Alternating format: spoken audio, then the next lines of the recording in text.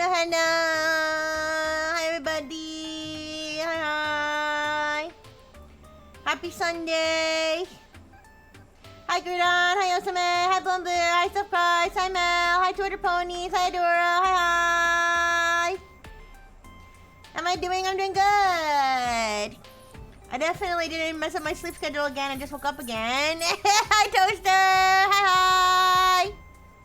How you doing? Hi.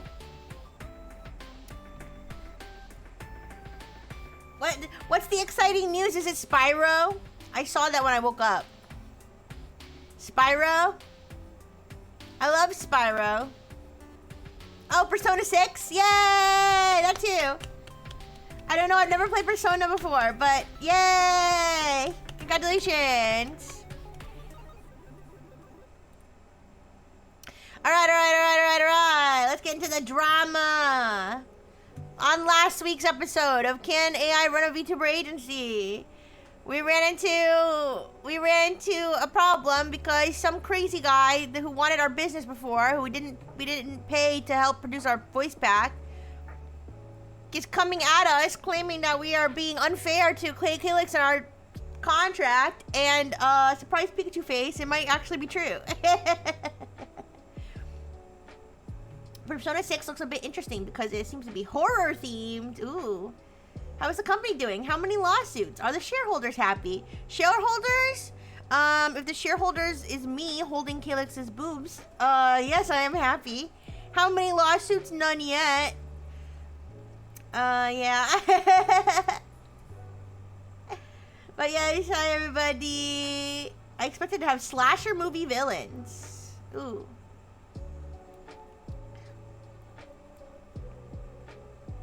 Yes. Oh, wait. Where is she? Where's the woman of the hour? Oh no, did she oversleep too? One second. Where'd she go? Wake up, Calyx, wake up! There she is. Oh, whoa, she's like towering over me. And yes, I have my CEO glasses on. My glasses are already preloaded.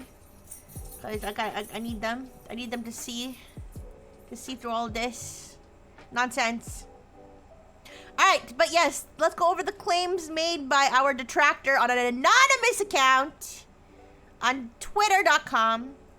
Exposing _ Corpos, who we know technically in the story we don't know, I think. No, did we figure out it was him? Wait a second. Did we low-key figure out it was him though?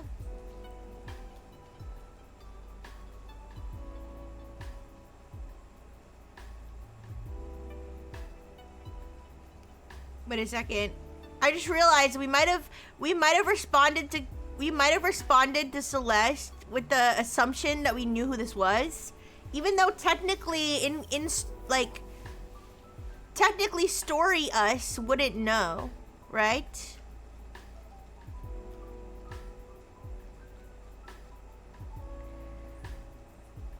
Okay, I've never described your position as having limited leverage to anyone in any context. Okay, never mind. When I responded to her, I did not imply that I knew who this was. I feel like we could figure it out from context clues though. But this is okay, so these are the claims made by this person though. Alright. 1. The talent contract contains a clause allowing the agency to terminate Celeste at will with no notice period and no severance. This is true. But this is not necessarily a bad thing, okay? Claim number 2. The 60-40 revenue split in Celeste's favor sounds generous, but is structured so that production costs are deducted before the split, meaning Starframe recoups all expenses first. This is also true, and this is also goes against our contract. Well, okay, here's the thing. The contract says that this shouldn't happen. We've been doing this. So that's where we run into a little issue due to my inexperience, okay, in CEO-ly matters. I may or may not have misinterpreted my own contract, or I should say ChatGPT's own contract, and have been perhaps pocketing expense money without the understanding that that is not what I was supposed to do. So we will resolve that. Claim number 3, Calyx's IP, including any ad-libs, catchphrases, or spontaneous content, is owned entirely by Starframe. This is also true, and this is also not a problem, in my opinion. And then this last one's just not true. Devin claims he was approached by Starframe about a voice... Wait a second, so we know this is him. We definitely know this is him then, because we only approached one person about voice pack production. That was him. During those conversations, Rixie made comments suggesting Celeste had limited leverage in the relationship. He implies it reveals Rixie's private attitudes for Celeste. We never said this. Even though it's true, we never said this. Okay? We never used those words. We double checked. We never said those words. We never implied that to anybody. So, that is just a lie. Alright? Now.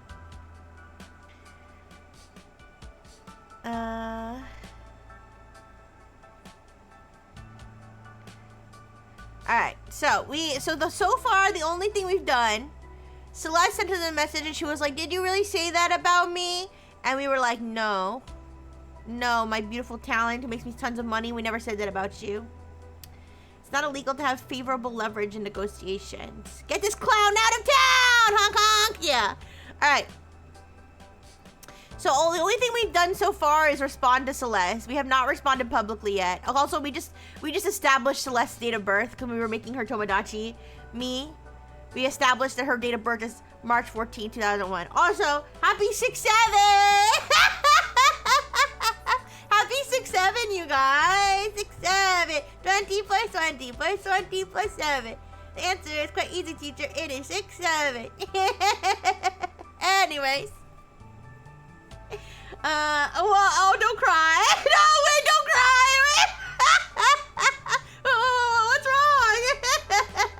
6-7.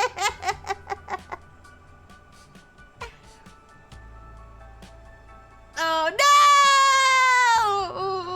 I'm just trying to be hip with the kids. Anyways.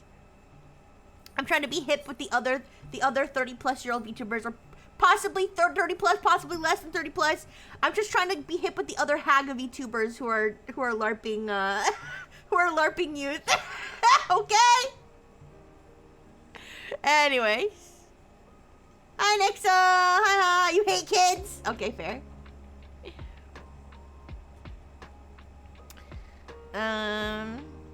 Honestly, it would be pretty funny if 6-7 was really for the kids, and then which it was, to be fair.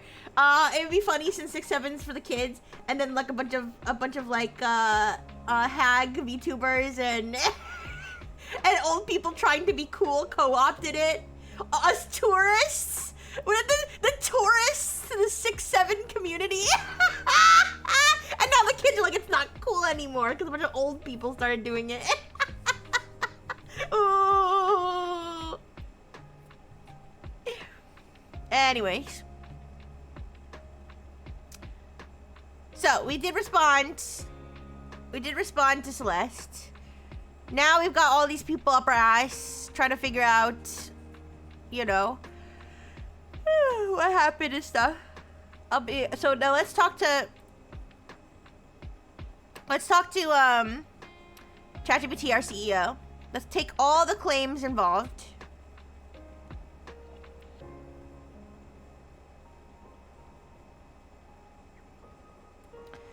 Now, we do have to frame it when we talk to ChatGPT. We have to frame it as though this is really happening and not talk in the third person. My sleep schedule is really messed up and I just woke up, so, but it's okay. I always fix my sleep schedule during the week, okay? It happens a lot of weekends. It'll be fine. Anyways. So, we're going to... One second. Okay. So, we're going to put all the claims in, and then we're going to be like, how do I respond to this publicly? Alright. So, claim 1. Starframe's talent contract contains a clause Alright, I'll say, wait. Here are all the claims made in the post about us. Wait, did I tell ChatGPT it was anonymous? Or did I tell ChatGPT I knew exactly who it was? Let's see.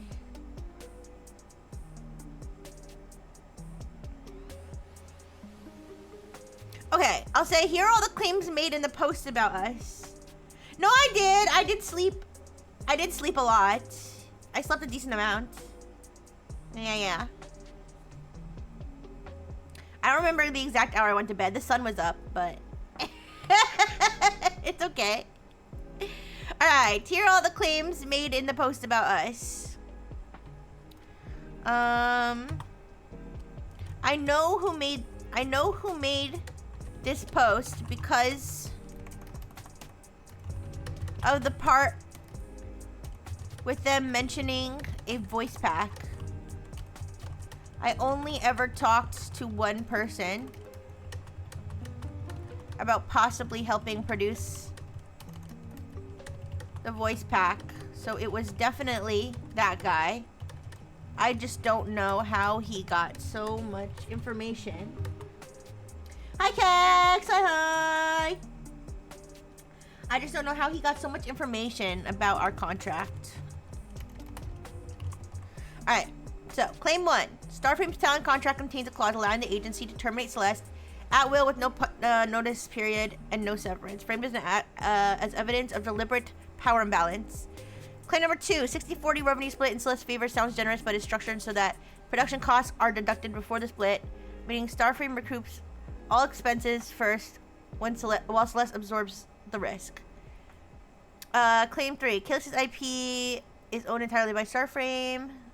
Okay. So I'll just change this. I'll say, like, the poster. The poster claims he was approached by Starframe about a voice pack production partnership earlier this year, and then during his conversations, Rixie, and then I'll put in parentheses, me, made comments suggesting that Celeste had limited leverage in the relationship. He implies this reveals Rixie's private attitude towards Celeste. Okay. So I'll say, like, I need to figure out how to respond to this publicly. Claims 1 and 3 are true, but I don't think they are problematic as they are framed. I think this is normal contract stuff. Claim 2 is also true in the sense that the contract says I should not deduct expenses, but I have been because I'm dumb and I didn't realize that was wrong. Claim 4 is completely untrue.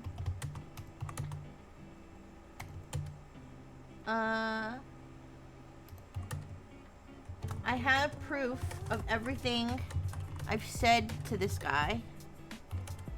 What should I do? Okay. What do I do? ChatGPT, what do I do? This is one of those situations where credibility is more important than winning every argument. What? I have to win every argument or I'll die. Looking at your summary, I think there are 2 separate issues. 1, false or misleading allegations. 2, a legitimate mistake on your part. Treating them all the same would be a mistake. My recommended strategy: address the real mistake openly. The strongest thing you can do is acknowledge the accounting issue before anyone else discovers it. I think somebody did discover it, but okay. Something along the lines of, during a review of our agreement and accounting practices, I realized that I had been interpreting the revenue split incorrectly. While this was never intended to reduce Celeste's compensation unfairly, the way I calculated payouts did not match how I intended the agreement to operate. I am correcting that immediately, recalculating prior payouts, and Celeste will receive any difference owed. Shouldn't be admitting to guilt via written communication. No! Wait. No, ChatGPT keeps I know it does not. Alright. That accomplishes a lot. Demonstrates honesty. Removes the appearance of hiding it. Shows concrete action. Makes it harder for people to characterize it as intentional exploitation. If you believe you owe Celeste additional compensation based on the correct interpretation, I would calculate it carefully and pay it. Don't concede points you don't agree to. For claims 1 and 3, avoid saying those clauses are standard. Instead, explain their purpose. For example, termination clauses exist so either side isn't locked into an unworkable relationship forever. IP clauses exist so Calyx's character remains consistent as a Starframe property. People may still disagree with those provisions, and that's different from suggesting they were hidden or malicious. Be unequivocal on Claim 4. This is where the evidence matters.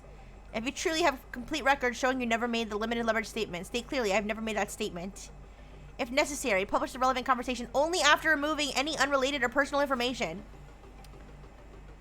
Okay. Don't publish an entire DM log if a narrowly tailored excerpt demonstrates the point. I would avoid a point-by-point rebuttal thread. Instead, I'd issue one statement that follows this structure.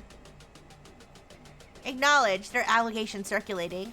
Correct. I discovered one area where my accounting practice did not match how I intended the agreement to work. Explain. The remaining claims mix accurate contract language with interpretations I don't agree with. Deny. I did not make that statement. Contributed to me. Commit. The 5 stages of rebuttal. Acknowledge. Correct. Explain. Deny. Commit. Is this like a real framework, or is this just... I'm speaking to Celeste directly, correcting the accounting issue and reviewing our agreement to make it clear going forward. Acknowledge, correct, explain, deny, commit. Aced C. We'll keep this in mind for future drama, okay? Before posting anything publicly, there's one conversation that matters more than Twitter. Your conversation with Celeste. She should not learn your position from a public statement. Ideally, explain everything privately. Calculate any repayment. Tell her exactly how you plan to address it. One thing I would not do, don't attack the anonymous poster personally. Can I attack him physically? Can I find him and attack him in person with a weapon?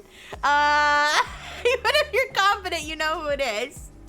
Keep the focus on facts, corrections, and actions. Can Celeste attack him? Yeah!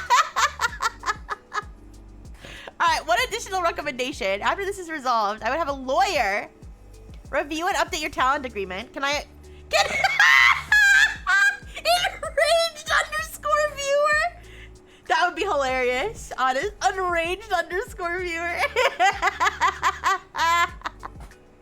Yes, please.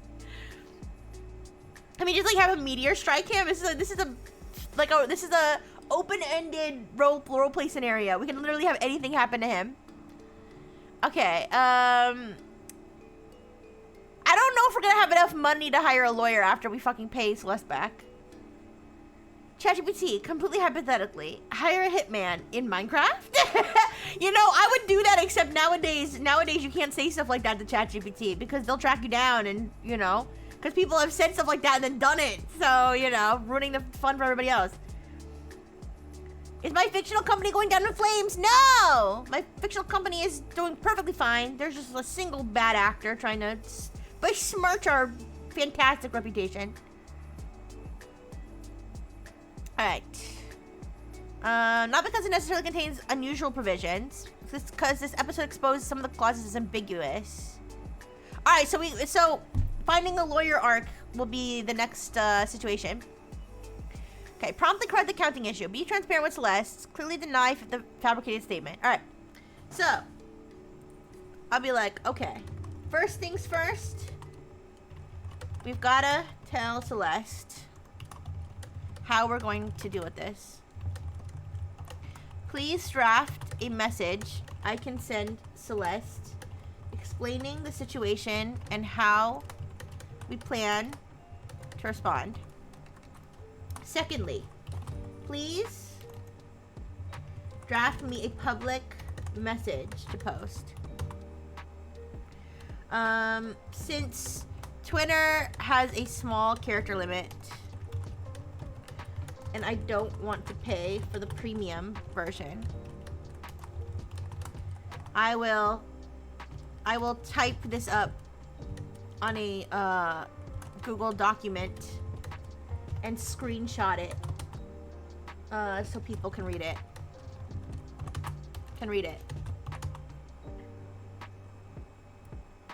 Oh, I will paste this onto.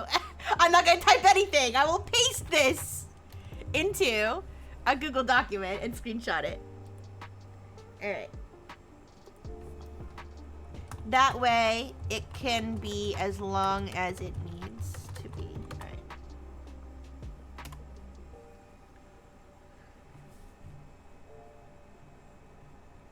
All right, before you post anything publicly, I would send Celeste a message first. Yes. Message to Celeste. Hey, Celeste. Heart. I spent the last few hours going through everything carefully, and I want to be transparent with you about where I think things stand. First, I want to be clear about the thing you have to ask me directly. I have no... Okay, I already sent her that. Alright, I'm just gonna cut that part out. After reviewing the contract and our payout calculations, I do think I made a mistake regarding how I interpreted the revenue split. Why am I sending this? I know I keep griping on this, but I feel like this message needs to have uppercase I. I feel like this message needs to have uppercase I, and this is not a conversation for lowercase I. Anyways, I do think I made a mistake regarding how I interpreted the revenue split. It was never intentional. I mean, maybe I'm old, but like, does professionalism not matter? You know what? I'm really starting to sound like a boomer. Holy shit. Anyways. It was never intentional, and I genuinely believed I was calculating things correctly. But after looking at the wording again... Thank you for the hydrate, Lucario. Thank you. I hope you're doing good.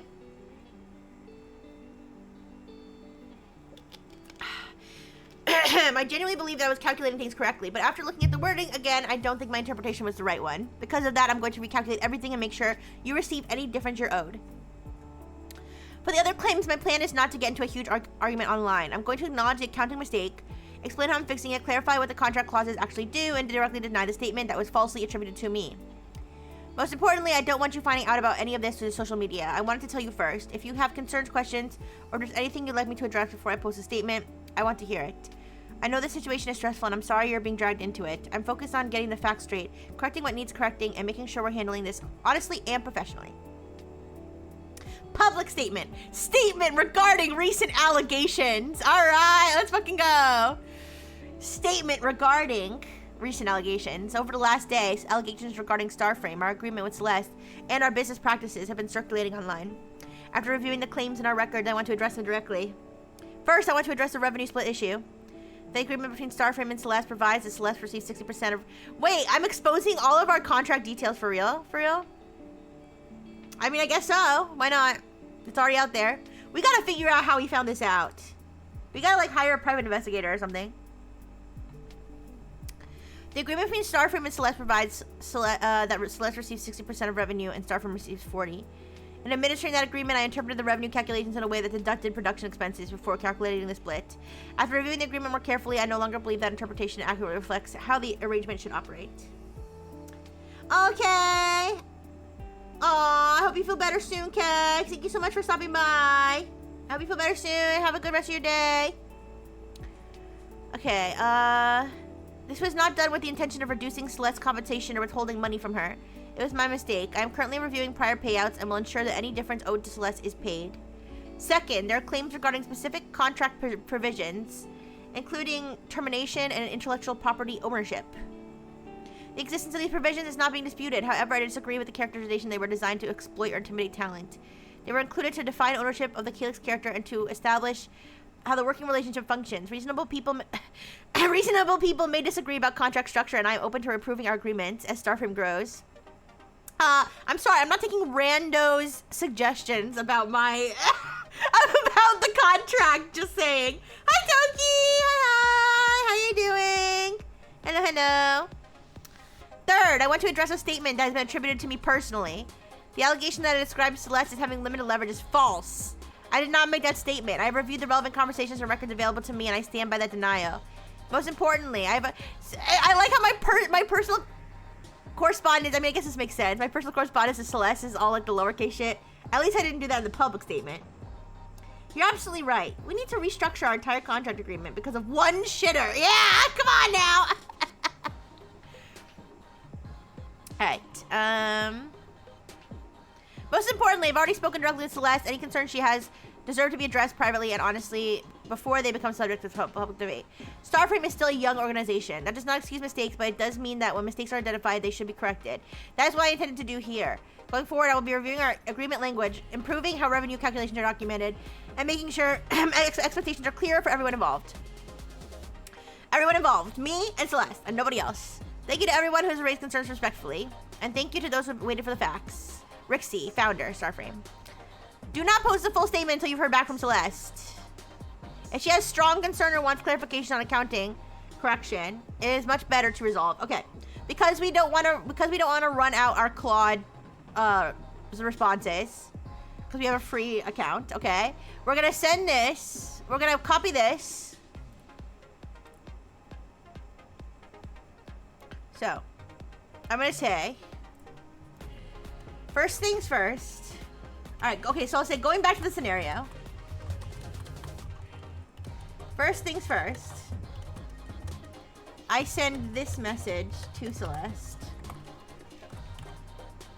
Alright.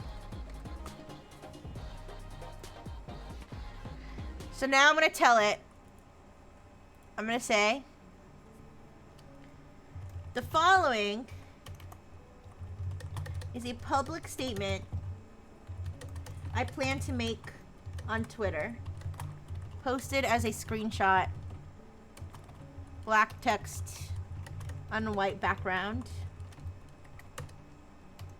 image so it is readable. Thank you for the hydrate. Thank you, Red Chimera. Thank you, thank you, thank you. How are you doing, Red Chimera?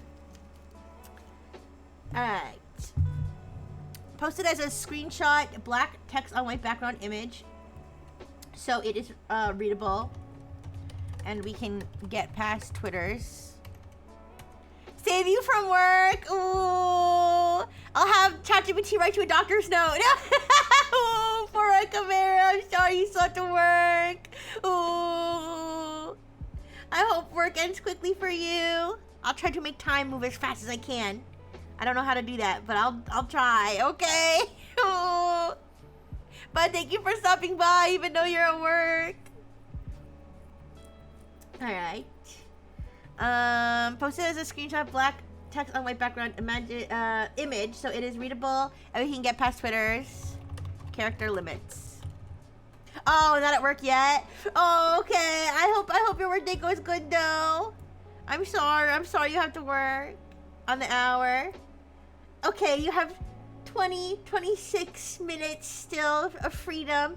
Breathe in and breathe out the beautiful non-work air. Okay, I'm here with you in your last moments of freedom.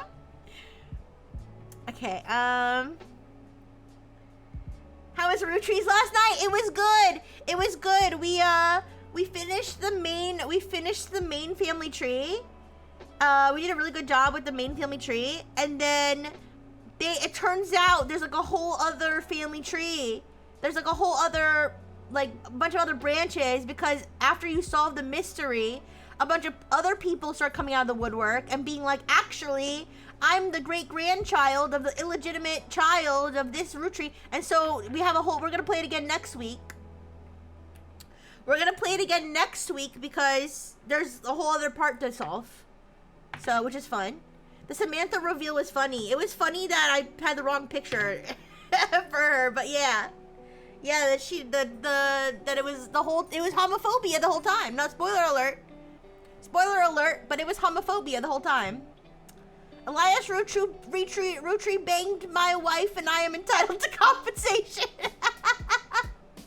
Yes, exactly, yes. Kind of. My children are entitled to compensation.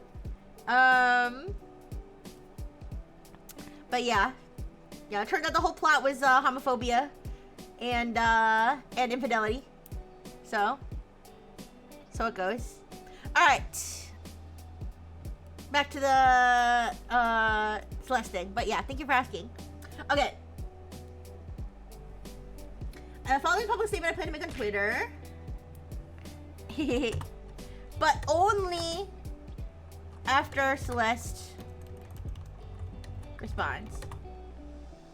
Send the Celeste message first. And only send the Twitter message if Celeste seems content with what I said.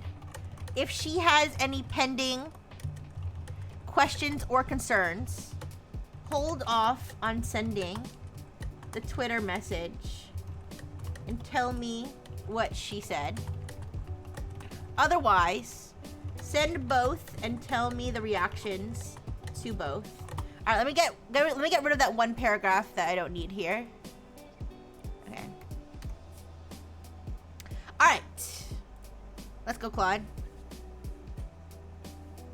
We're using Sonnet 4.6 low. This is, I think, the only thing that we are allowed to use on free. I'm not gonna push it. All right, Celeste's response. 35 minutes after my message. Okay, first of all, thank you for telling me before posting anything. That matters more than I can explain right now. Second, the accounting thing. I want to be honest. I hadn't caught that myself, and I'm not entirely sure I understand which interpretation is correct. But the fact you caught it, are owning it, and are fixing it without me having to ask, that tells me everything I need to know about how you actually operate. She should be happy right now. She's about to get a bunch more money. She should be happy I made an accounting mistake. She could be like, shit, more money? Another lump sum of money? Okay, all right then. Third, the false quote, I believe, okay, I mean, I don't actually believe that's how she should feel. If I was in this situation, I would still be stressed about everything. I'm gonna be for real. I'd be a little bit excited about the money. But, all right. No, listen, as somebody who's been through agency drama stress stuff, I think I would still be stressing. Although I've never been in a situation where I was about to get a lump sum of new money. Wow, money! All right. Third, the false quote, I believe you. I believed you when you told me directly, and I believe you now. Whoever wrote that thread wants a smoking gun and made it up. I don't have any pending concerns. I like how that's included in there specifically because I said this. Not something somebody would actually say. Can you imagine? You're like, I saw you texting that girl, and then they're like, no, babe, you don't understand. She's actually like my coworker's boss, and then, you know, it was for my schedule at work. And then she's like, okay, I understand. I don't have any pending concerns. Go about your day.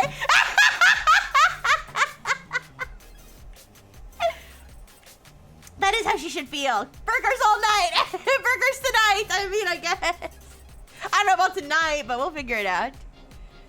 All right. Hi, Caesar. Did I get exposed for money laundering? No, I've never laundered any money. Come on, I can barely do my own laundry. How you doing, Caesar? Hi. Thank you for the burgers, toaster! Burgers! It's burger time. Well, Celeste is gonna be having the burgers. I'm not having any burgers. I'm gonna be losing money, but it's okay. I don't have any pending concerns. I trust your judgment on the statement. One small thing, whatever you post, I'd love if it was clear I am not a victim who needs saving. I'm a person who entered an agreement with someone I trust. That's still true. I know you know that, but I just wanted to say, go ahead. Celeste is content, no pending concerns, proceeding with the public statement. I don't think I included that part that she wanted about her not being a victim, but sure. Posted as black text on white background image, October blank 2025. Yeah, October date, sure. Okay, I don't know why it rewrote. I don't know why it rewrote our statement. Did we not post a statement? Oh no, we didn't write the statement. We forgot to post a statement. Oh shit, we forgot to post it. That's why it wrote one for us. All right, give me a second. We have to edit this. Let's see if it'll regenerate. Oh fuck. Shit, ignore this. I'll be like, rewind. Pretend the last message didn't happen. Wait, can we delete it? Shit, I fucked up. We can't. Okay, no, it's okay. So I'll say rewind, pretend the last message didn't happen. I forgot to include something. Regenerate the result with this instead. All right, so I'm sorry. We need to go back. We need to copy this.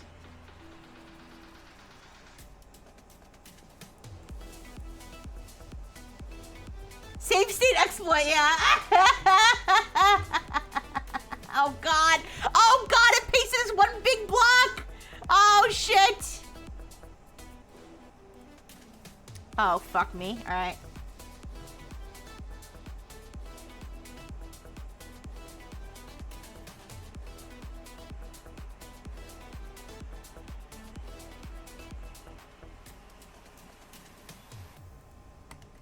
Oh god, I don't know where all the line breaks were.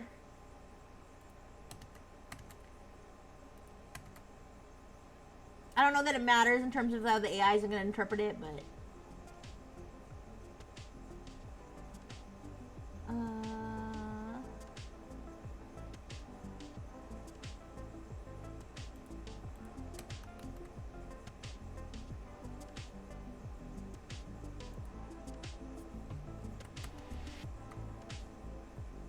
Alright. Okay, so we got that part. Then the following is a public statement.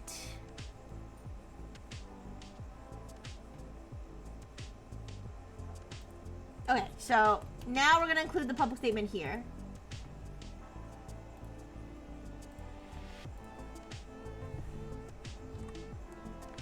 Okay.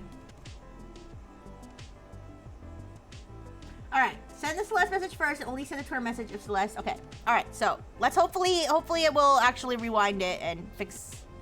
Alright, so this is basically the same exact thing that she said before, so we don't have to worry about that. Alright, public statement. The statement goes up exactly as written. Celeste posts independently with an excuse me, sorry. Imagine your fans start kicking up drama, so you post black text on white background. Don't fuck with me. I can boom this entire thing. Thank you for the hydrate. I'm sorry, you guys. I think I get like hyped up when I do this scenario, and I just start yapping a little too hard.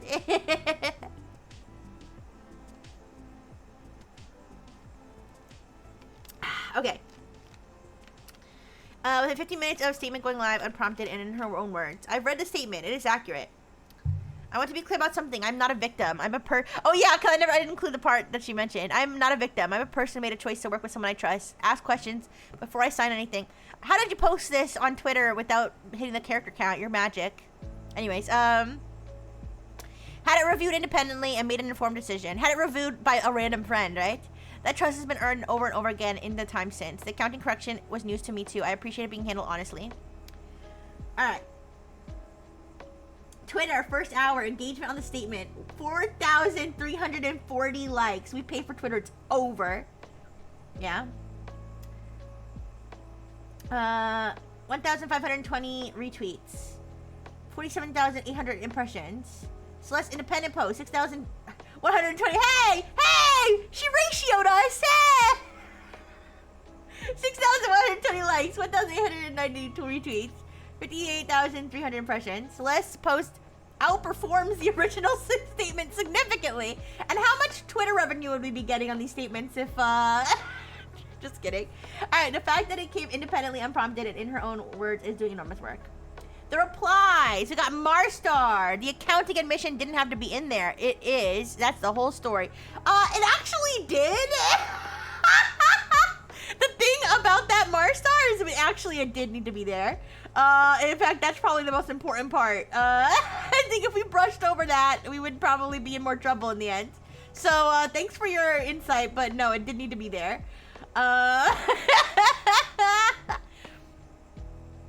Alright, reasonable people may disagree about contract structure, and I am open to improving our agreements as Starframe grows. That's not a defensive corporation. That's a person. Plantad, I trusted you, but you started talking like an AI. What the fuck? What happened? What happened, Plantad? It's almost like your AI generated. What's happening?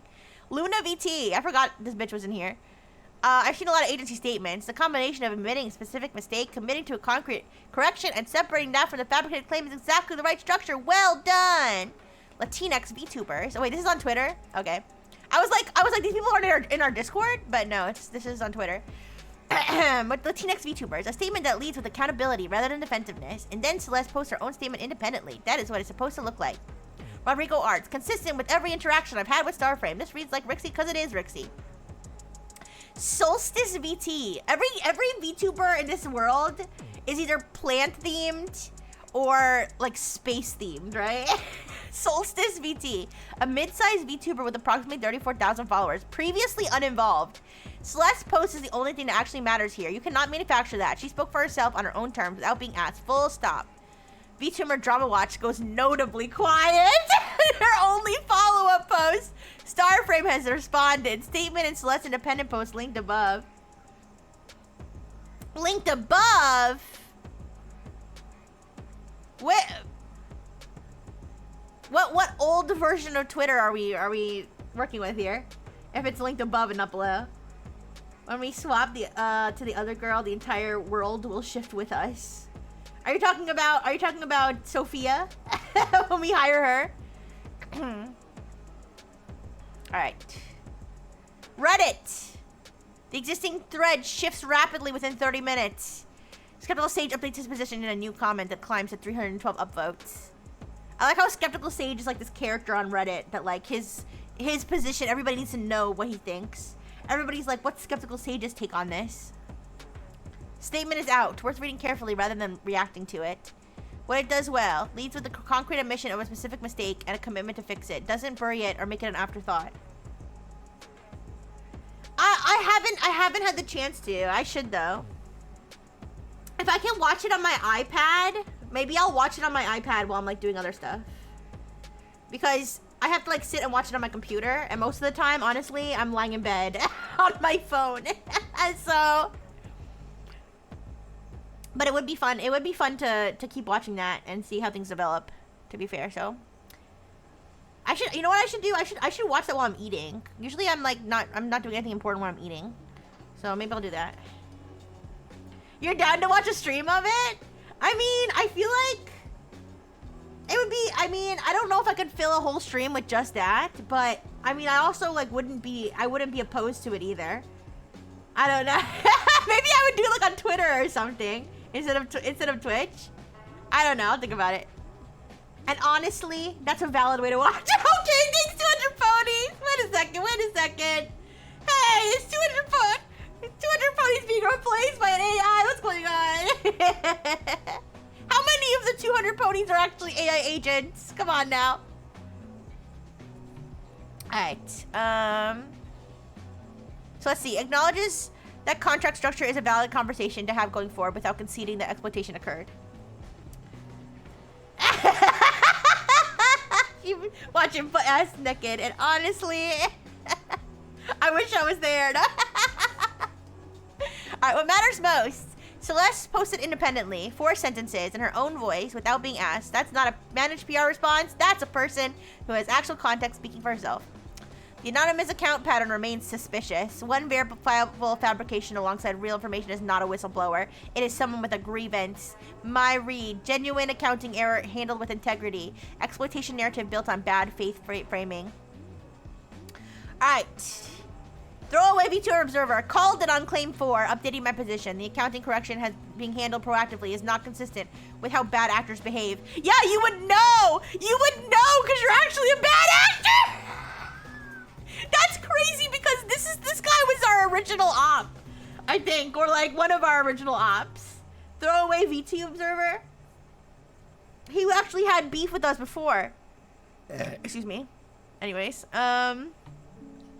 Hey, concerned _ VT fan. Hey, look, concerned _ VT _ fan. All right, VTuber Watcher. The accounting admission is generally unusual in agency statements. Most organizations would quietly adjust going forward without public acknowledgement. Concerned _ VT _ fan who posted a 71 vote upvote skeptical comment. I'll be honest, Celeste's independent post changed my read entirely. That's not how someone who feels exploited responds. Updating my position. Who cares? Honestly though, who cares what your position is? Like, unless you're like a public figure or something. The thread's upvote ratio shifts from 667 to 89% positive within 2 hours. He isn't concerned anymore. He's a phony! Change your username! Change your username right the fuck now! Change your name right now! Alright, Discord. The server exhales. I'd be concerned if my Discord server exhaled. Alright. No! Change it. Alright. Rixie did not miss. Statement was clean and Celeste was cleaner. I'm not a victim. I'm a person who made a choice. Celeste said what she said. Sophia Rose, 4 sentences, said everything. I am honestly in awe of her. She says with her fingers down and okay. Anyways, Cactus. This community keeps proving itself every single time. Ghost Rootling, the newer member who asked earlier if why Starframe hadn't responded. Unconcerned VT fan, yeah. Okay, I get it now. I'm sorry I doubted. Whip him! Kill him! Kill him! Make him a real ghost! Alright, Marstar, I don't want to apologize. Don't apologize for that. Asking questions is healthy. That's literally what the statement is about. Good communities ask questions. Well, if you're gonna defend him so hard, why don't you fucking suck his face? You fucking... I'm sorry, wait, it's Pride Month. It's Pride Month. Anyways. Birdwitch! I've been in this server for months and I have never once seen anything that looked like exploitation. I've seen someone building something carefully and getting it right more often than not, today included. 4chan! Let's see what the gods of 4chan think. Thread consensus shifts. 40%, drama resolved, moving on. 30%, grudging acknowledgement the statement was competent. 20%, still generically skeptical of agencies and but out of specific ammunition. 10%, already discussing something else entirely. Alright, Devin, behind the screen. Why don't you suck his dick? Said encouragingly, as an ally. Yeah! Do it! Do it! Do it tenderly. Make him know he's loved. Anyway.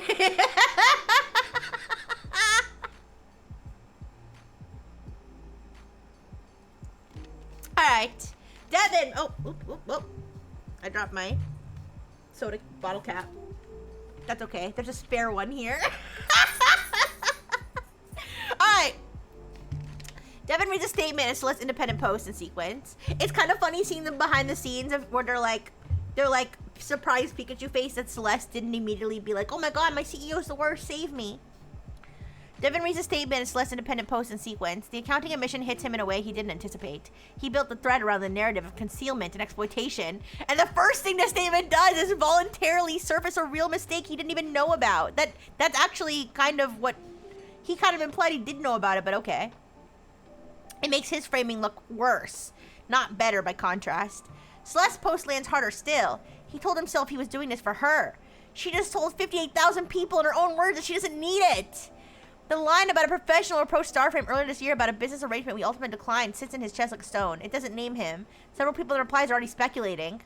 He reads the speculation and closes the tab. The exposing Corpos account goes silent. It does not post again. Yay! Boss battle complete. Boss defeated. Where's the loot? Alright, statement reception. Overwhelmingly positive. Celeste, steady, spoke entirely for herself. Reddit narrative, fully shifted. Devin, silent. Community trust, intact. Accounting correction, publicly committed to. The statement has done its job. The community has held, and Celeste has spoken. Yay! Crushed. We crushed him. Alright, before we get into the calculating what we need to calculate for Celeste and potentially hiring a lawyer. Actually, there's gonna be an ad in a second, so why don't I just force the ad while I go take test subject out real quick because she is being neglected. I need to unneglect my test subject. Give me a second. To be fair, she just woke up. I kind of forgot about her. She was probably like curled up in a ball on her little Snorlax. And it seems she woke up at some point and now she needs to go. So, 1 second. Let me force the ad.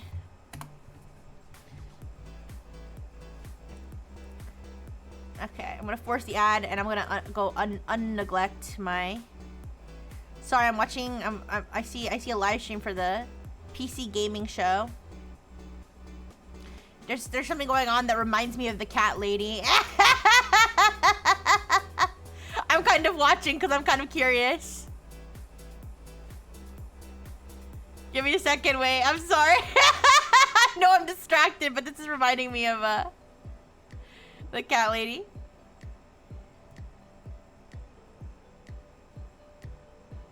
Okay, I don't think it's related at all, though. All right, I'm gonna move on.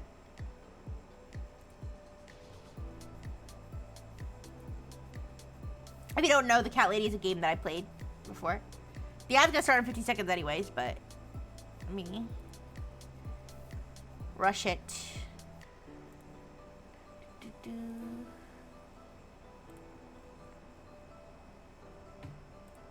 Okay, I'll be right back.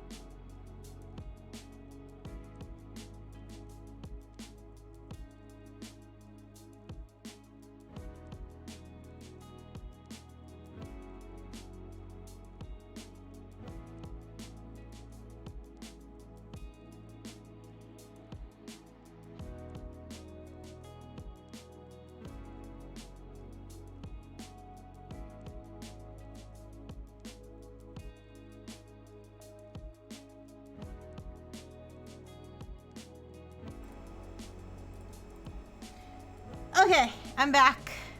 Test subject is unneglected. She is eating her late lunch. And she's all good. Alright.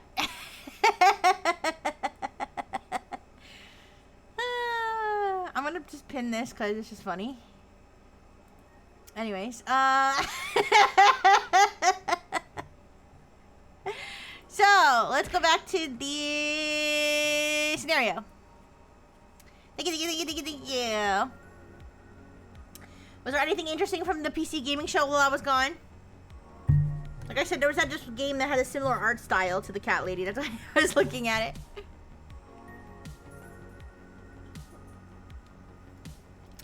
Alright, so we need to reinterpret. I mean, we need to what's the word? Reanalyze, recalculate, reaccount the monies. Okay.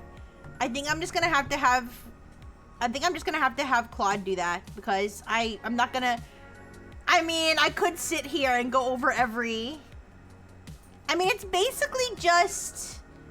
Why don't I just say go back to any instance where I reducted expenses and fix it, right? It would just be the merch drops, right?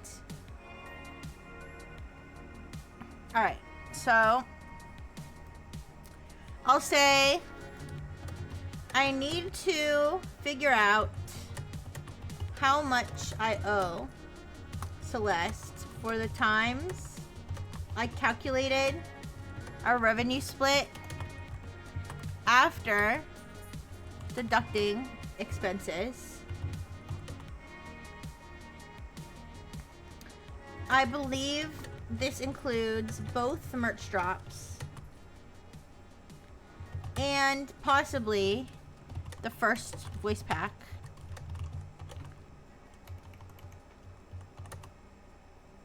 Yeah. Please go back and determine what the... Please go back and determine what the 60-40 split should have been for those instances. If I had left the expenses in, and tell me how much I owe Celeste. Okay.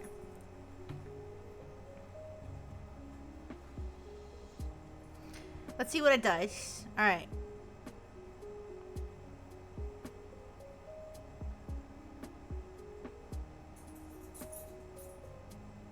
Okay, gross revenue $750. Payment processor fees not deducted. Wait, okay, production costs. Was it really $320? Oh my god, we're gonna owe her a lot of money. Oh shit. Okay. $192 we stole from her, basically. Alright, number 2. Production costs? Wait a second, we did not make okay, this is wrong. This is wrong. Well, okay! Guys! What? Where did I get these numbers?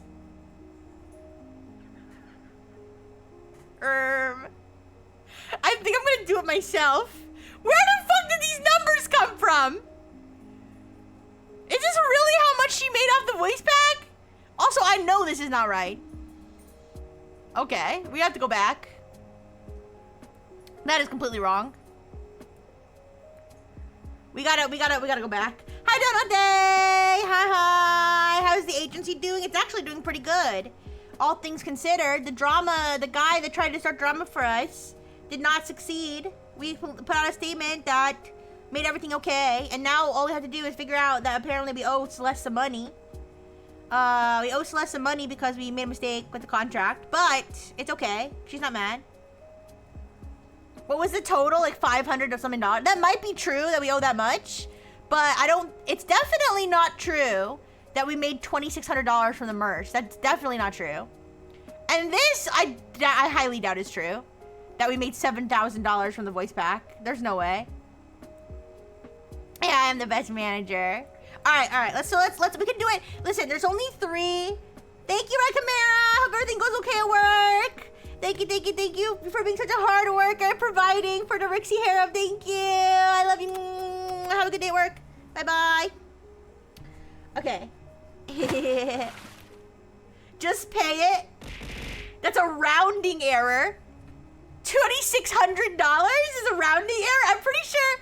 Didn't we only make like $500? Okay, don't worry. 200 ponies. Are you just trying to get Celeste more money?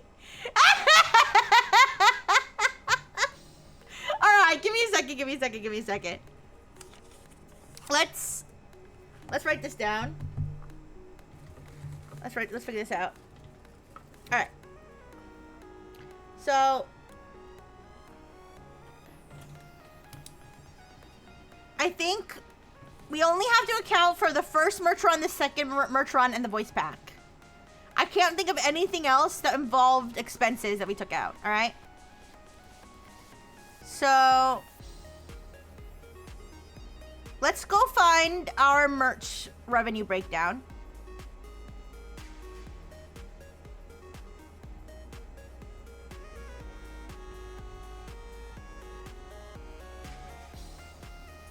Why don't I search the word expenses, maybe?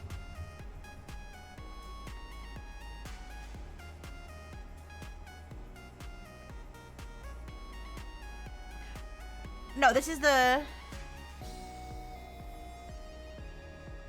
Wait a second. Did we actually make $2,600? Wait a second, am I actually stupid? I might actually be stupid. Wait a second, what the fuck?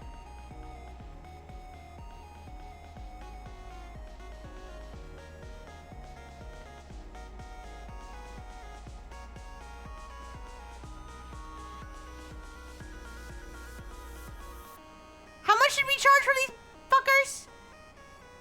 We sold 100 of them and we sold them for 20. Oh, so we did make that much money. I'm stupid. All right, I might actually be stupid. So wait, what did Claude say that we made? So it still got this one wrong though. It still got this one wrong because this one only. Now this one's saying we only made $750. That's not true. We did make $2,600. All right, so we're gonna recalculate this. The gross. So the gross was 26. Wait, do we take out the payment processor fees though?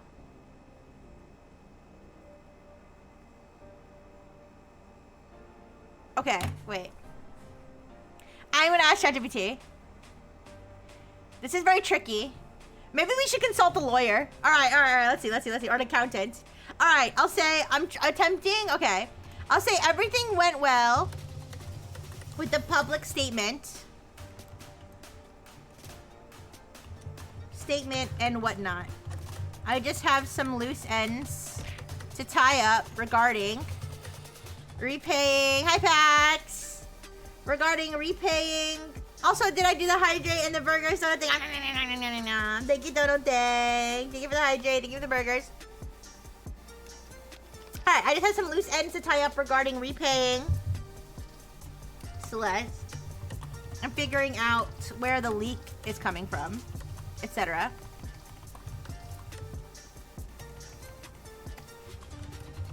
Firstly, I'm trying to figure out how to recalculate Celeste's 200 ponies. No, I have to get this right. I have to get this right. All right. Firstly, I'm trying to recalculate how to recalculate Celeste's cut for the first merch drop. For example, the expenses included the actual costs of materials to make the spit bottles and the payment processor fees. Yay! 150 stream streak. Let's go. Thank you so much, Mango. Yippee! Halfway to another 200. Guys, What Celeste doesn't know could hurt us if it gets leaked again. We have to assume everything's getting leaked, okay? Except for our AI messages. Our AI messages are always safe. Pay her nothing. Fire her and hire a new girl. No! Stop! You guys are like the angel and the devil on my shoulder. Except you're all little devils. Ooh. Anyways. For the first merch drop, for example, expenses include the actual cost of materials, mixed with bottles, and the payment processor fee, which actually takes a cut before any money lands in Starframe's account.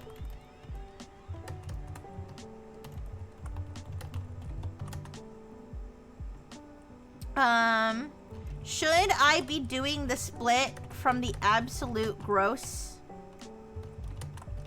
before payment processor fees, or only after those fees are processed but not taking out material costs? All right. Pay her with your body. No! All right, based on the approach you decided to take and what I think is the cleanest, fairest interpretation, I would calculate it like this. Gross customer payments. Payment processor, wait. Customers paid $5,000. Payment processor fees, $150. Materials, $900. This is not true, but old method. Take that out, $3,950. Okay, yes. Correct method. So we are taking out the processor fees. Overhead, marketing, management, and production support. Does that not include the fees? Why I would still deduct payment processor fees? They are not really a business expense in the same sense as materials. The money is never actually available to either party. That is true. 200 ponies, you're way too smart for me. I need to hire you. What's your rate? What's your rate, 200 ponies, to be my consultant? I'll have ChatGPT pay you. Okay. I see. The money's never actually available to either party because the companies retain it before remitting the funds. It is reasonable to calculate the split on the amount actually received. Fair enough. I would also amend the agreement so there's no ambiguity. All right. I recommend being slightly more generous than strictly necessary. Okay, how about this? Should I hire an accountant or a lawyer? Should I hire a lawyer and or accountant before I finalize this recalculation and repayment to Celeste to make sure it's right? That way, the new agreement will clearly outline what I'm supposed to repay her. Problem is, once I repay her, I might not be able to afford these services. LOL. What are your thoughts? Maybe I'll do the generous version this time around as a sorry for accidentally screwing her over before. Question mark. But make it clear we will outline the details in an updated agreement.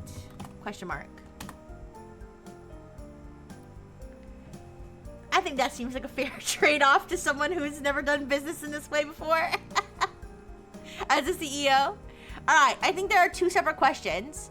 What is the fair thing to do for Celeste right now? What is the legally/accounting correct thing for Starframe to do going forward? My recommendation, pay Celeste first, formalize second. If I was in your shoes, I would not delay repayment for weeks or months. True. I would err on the side of generosity. You didn't hide the accounting. Genuinely believe your interpretation was correct. All right. Okay, revenue minus platform fees. Do not subtract anything else. Okay. All right, so let's just do it. Okay, let's do it with the platform fees, and we'll tell her. How about that? We'll tell her that. We'll say we did not reduce the materials this time, but we did take out the fees because that affects what we actually have in our pocket, like what we actually have available. And we're going to update our agreement to make everything clearer. Okay. So in that case, we take the $2,600 and then we just take out the $78. So let's grab our calculator here. Calculator. So we got the 2,600 minus the 78. That leaves us with 2,522 times 0.6 equals. So she should have gotten 1,513. She actually got 1,243.65. I'm sorry, 1513.2. Okay. So now we're just gonna do this, take the difference and pay her that. So 1513.2 minus 1243.65. So from that one, we owe her $269.55. All right, the next one.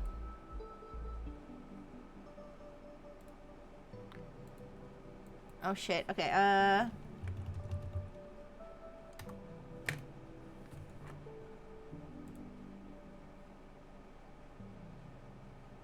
That's from the... Wait. Wait, was that from the first merch drop? Sorry. Where'd the 1243 come from?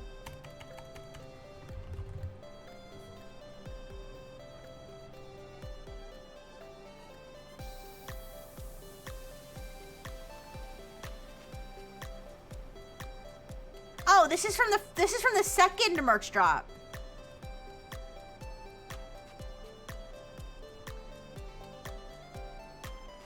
I think that's from the second merch drop, right? Yeah, that's the second merch drop. Okay, what's the first? What was the first merch drop? It's probably in the old... This one.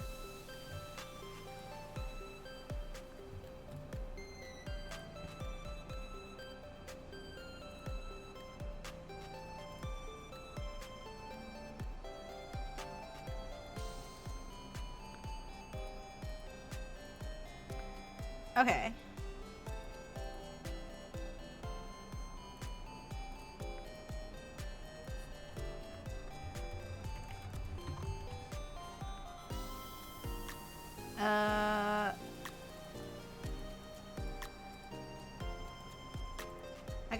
I gotta find the breakdown from the first merch drop. Man, the word revenue comes up a lot.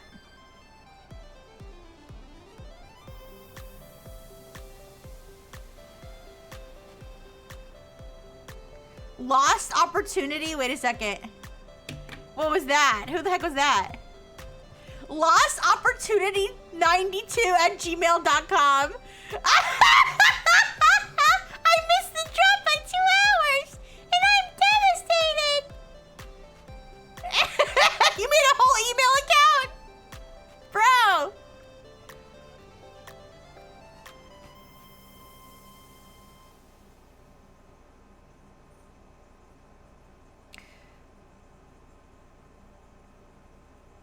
Okay, I'm a little confused. We made, okay, 100. Let me calculate this. 100. Where's the fucking calculator? 100 bottles at $20. Wait. How much did we charge for each one? 20. Okay. The last time. Oh, wait. We did 100 bottles this time. We only did 50 last time. Did we really? Oh. I didn't realize we only did 50 the first time. And then we did 100 something the second time. Okay.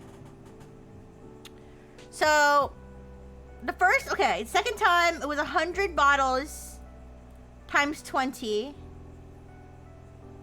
And then 25 bottles at 24.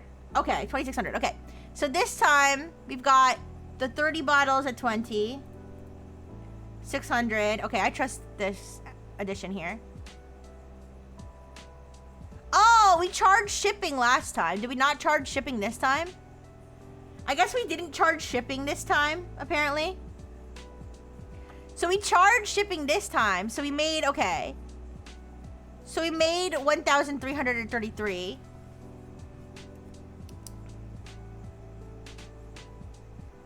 Sorry, 1,330. Alright.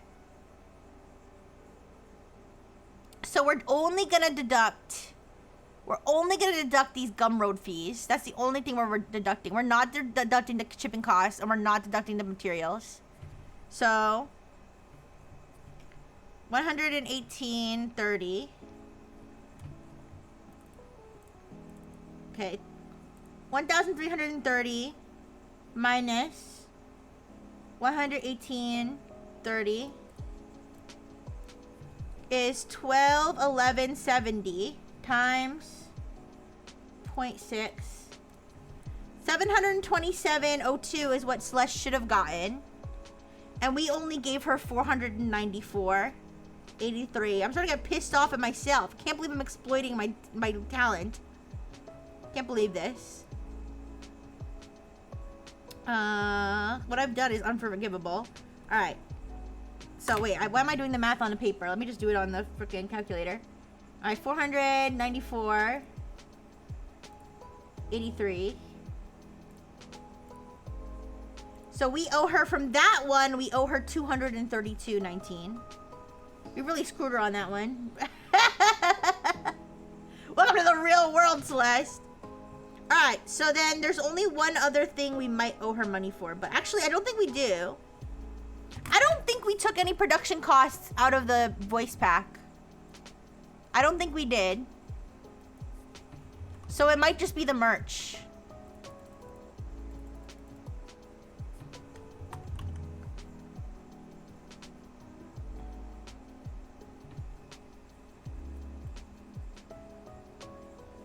Alright, let's see. Plus, we've been getting, like, residual voice pack revenue.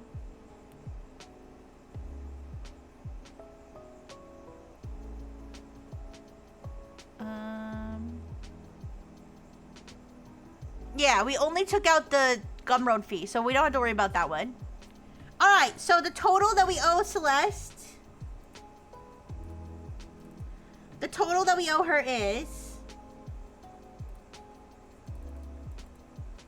$269.55 plus $232.19.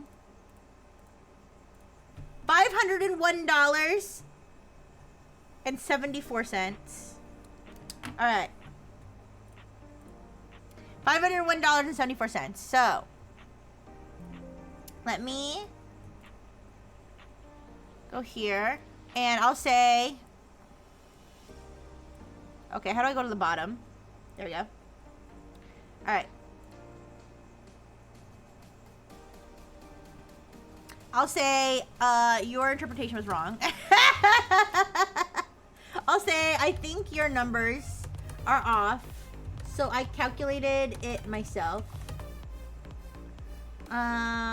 We only really needed to recalculate for the 2 merch drops, where I had deducted material costs.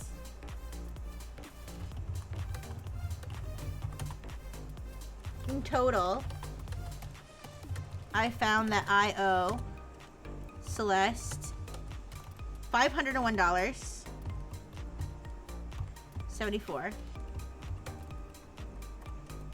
I send Celeste a message as soon as I'm done recalculating,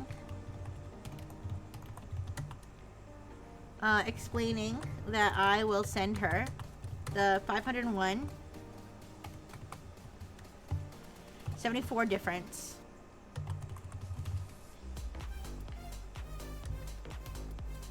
And explaining my process for recalculating. I say that this is just for the 2 merch drops, since those are the only time I deducted materials expenses. I also explained that this does not account for platform / payment processor fees, since those are different from material costs. Alright, good enough for me. Alright.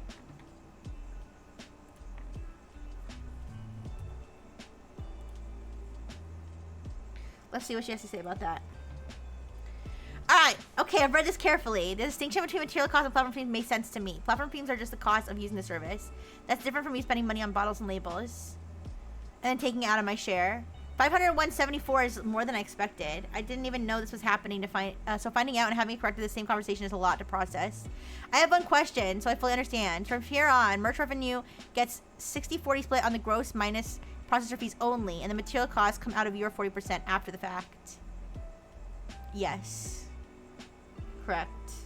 Yes, and we will be amending our thing, but I forgot to tell her that. Okay.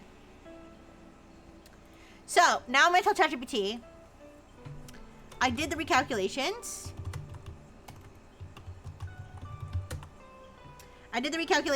And turns out I owed Celeste $501.74. Please take this out of my budget.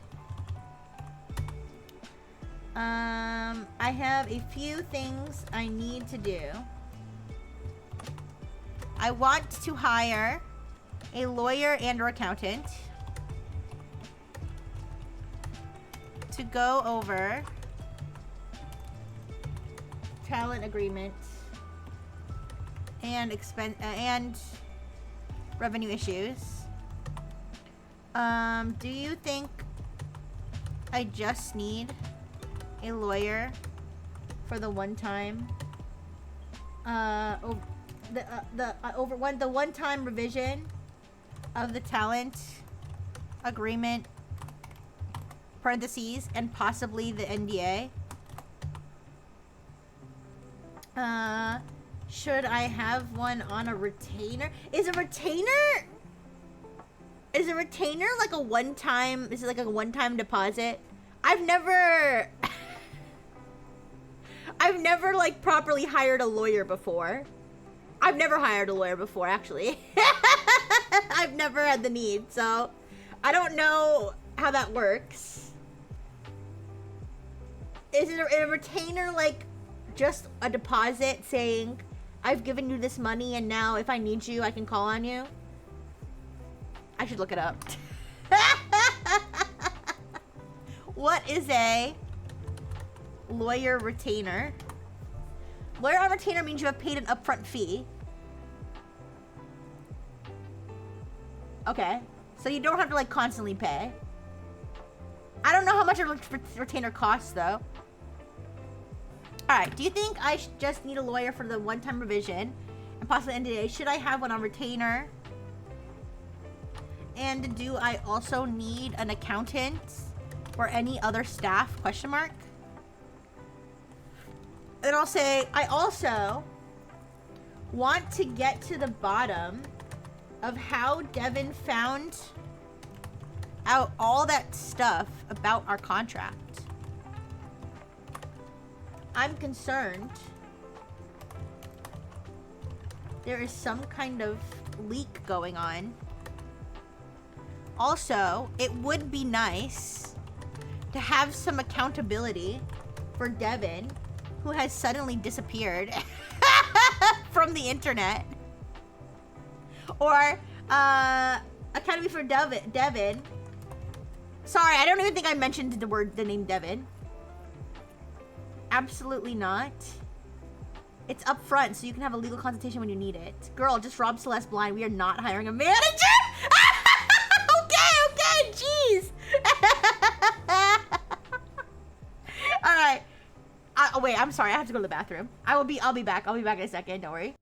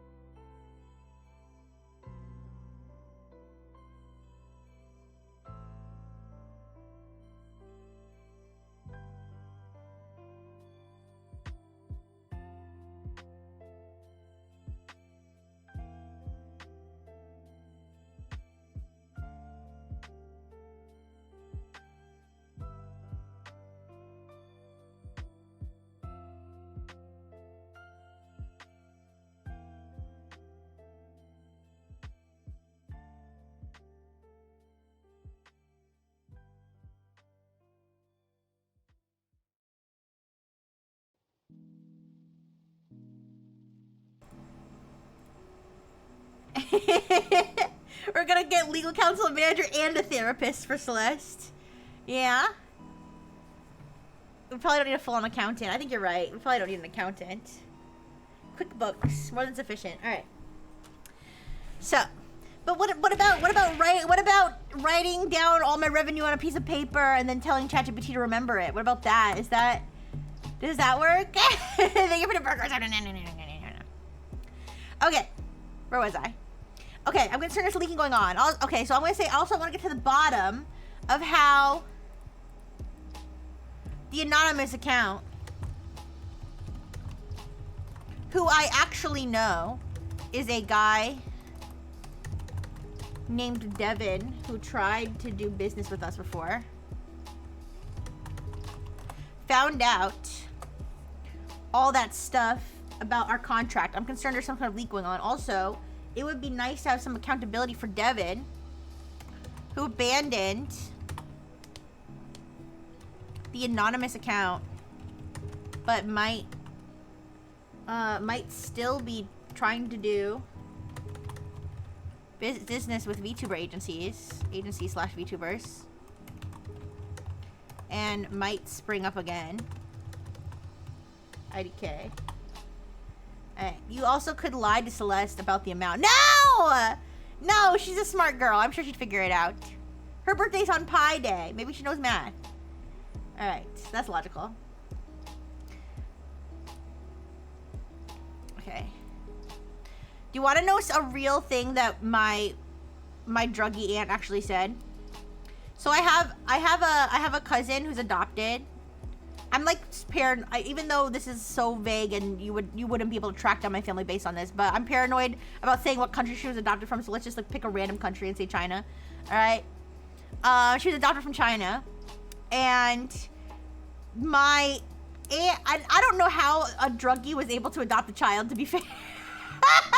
To be fair, looking back, maybe she wasn't as much of a druggie back then. Although I feel like the family's always told us to like be careful around her because she's a druggie. Maybe she wasn't a druggie when they first adopted her. But anyways, but I remember when they adopted her. So like, I don't know. I feel like, anyways, either way, they adopted a child from China. Okay, and the druggie aunt actually thought that she would be able to speak Chinese. She was a baby when they adopted her. She thought that she'd be able to speak Chinese when she grew up. Some people really... Some people really do really bad beliefs like that, yeah. Spoiler alert, my cousin does not know how to speak Chinese. Anyways. Alright. We got the budget update. Yeah. Lawyer, accountant, or both? I think this incident gave you a very clear answer. Hire a lawyer. I would absolutely retain a lawyer for a one-time review and redraft of the talent agreement NDA. Optionally, independent contractor agreement if separate. Any standard merchandising or sponsorship templates. Your goal isn't to create an intimidating contract. It is to create one that is clear. Guys, should we have Claude be the lawyer, or should we pick a different AI to be the lawyer? Inherently no, she thought she would inherently know Chinese. Like she thought that she would actually just, like, her brain had Chinese stored in her DNA. No, she thought she literally would just know Chinese. Yeah, she wasn't gonna teach her. She doesn't know Chinese. Yeah.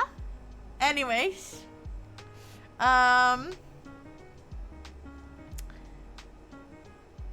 Alright, the issue wasn't that your agreement was necessarily predatory. It was that several clauses could be reasonably interpreted in different ways.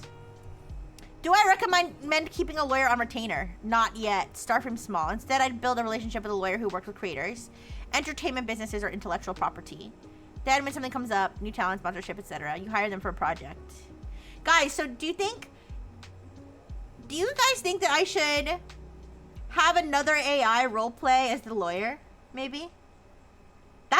That could be fun. Like have which AI would I choose though? That's the thing.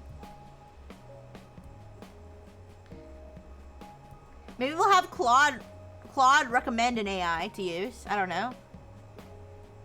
Alright. So, how often would you need to consult it? Probably just for this and any other legal stuff that comes up. Build a relationship with lawyers that work with creators. GPT, I will kill you. I need an online celebrity lawyer, you guys.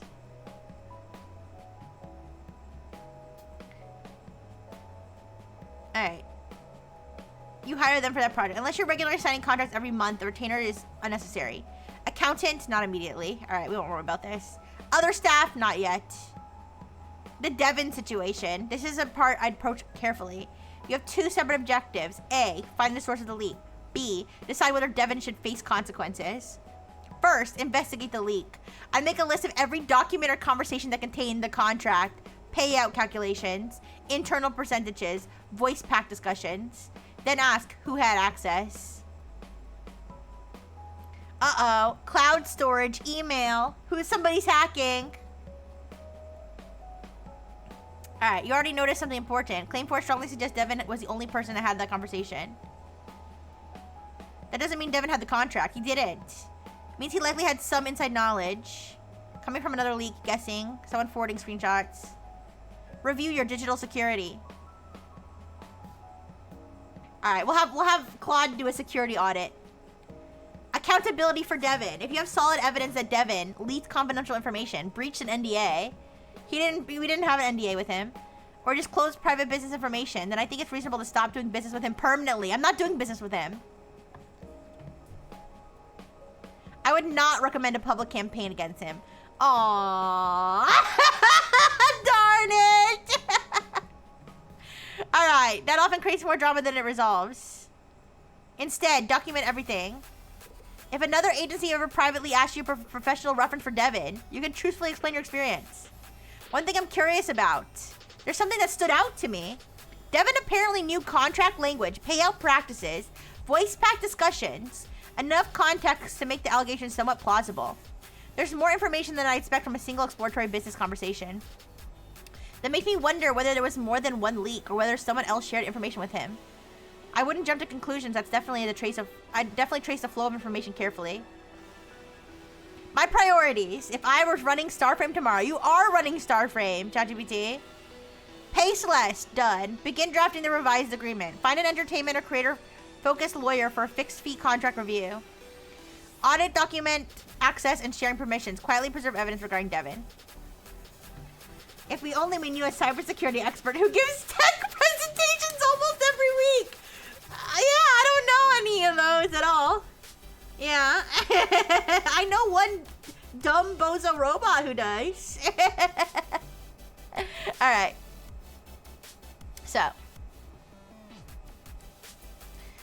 So we need to find a lawyer.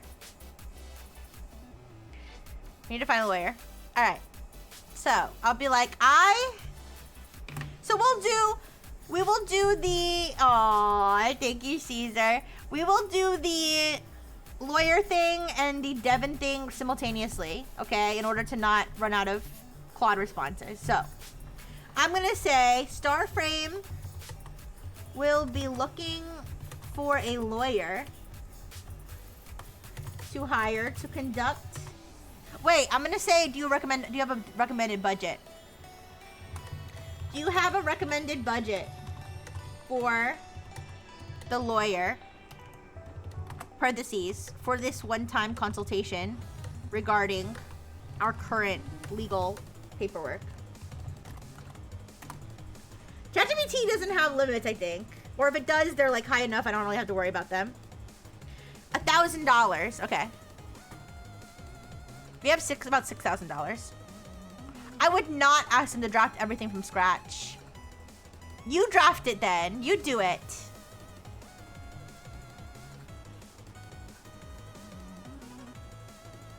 Or I could have them, I could have them revise what we have. When I specifically asked the lawyer to review. Revenue. Define net revenue precisely. Intellectual property. Confirm ownership language is appropriate. Termination. Is a clause valid? We'll copy and paste all of this later. Should you tell the lawyer about the recent issue? Yes. Okay. Ask the lawyer to make the contract plain English wherever possible. Okay. I think I'm gonna ask ChatGPT to repackage this all into something that I can give to the lawyer, but we'll figure it out once we have a lawyer. All right. Starframe will be looking for a lawyer to hire to conduct a one-time review/revision of our current talent agreement and NDA.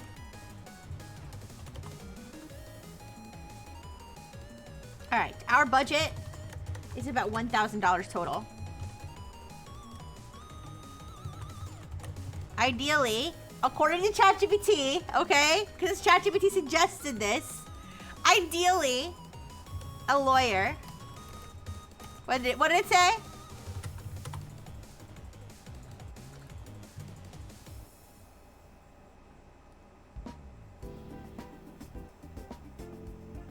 Ideally, a lawyer that works with creators, entertainment businesses, or intellectual property. I'm gonna take that exact phrase.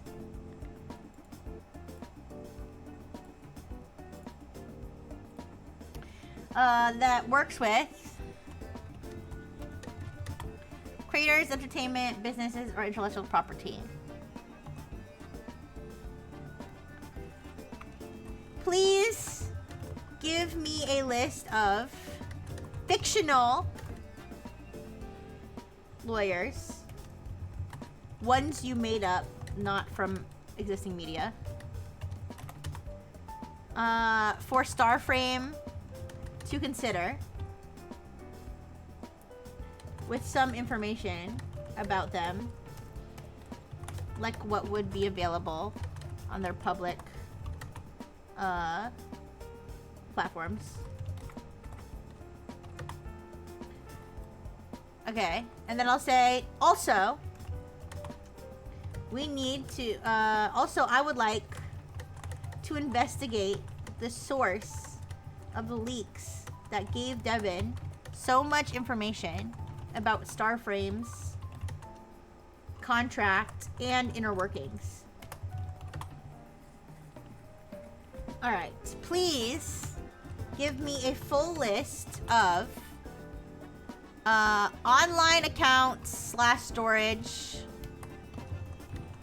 messaging systems, and message threads with individuals or groups. Chen Mary, intellectual property lawyer, partner at Chen and Chen LP. Yeah, Chen and Chen. I trust them with anything. All right.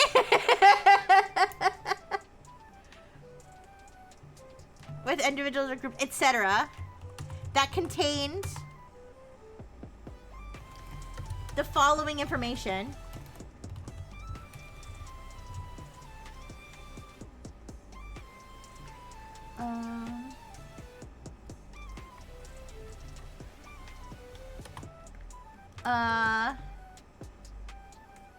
The talent agreement clause. The following information or discussion about such information. Okay. 1. The talent agreement clause regarding. The talent agreement clause regarding Starframe's ability to terminate Celeste at any time. Because I just realized, doesn't this imply that Celeste could have been doxxed? Celeste didn't even bring that up as a concern. If this happened, I would bring that up as a concern. I'd be like, so did we get doxxed? Alright, the talent agreement clause regarding Starframe's ability to terminate Celeste at any time.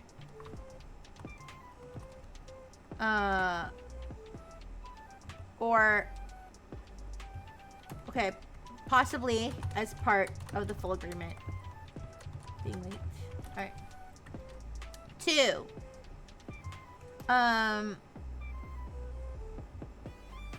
Breakdowns of financial payments made to Celeste from revenue generated by merch sales.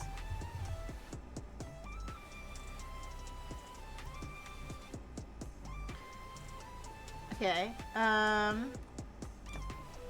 2. The talent agreement clause. The talent agreement clause regarding are we I guess we're assuming that Devin is the, I mean, we know that Devin is the one, but only because Claude told us. I don't know if we need the 4th one, anything regarding Devin. Well, let's just assume Devin's the guy. Okay. The talent agreement clause regarding Starframe's rights to all intellectual property generated by the Calyx persona. Calyx character. Possibly as part of the full agreement. Okay.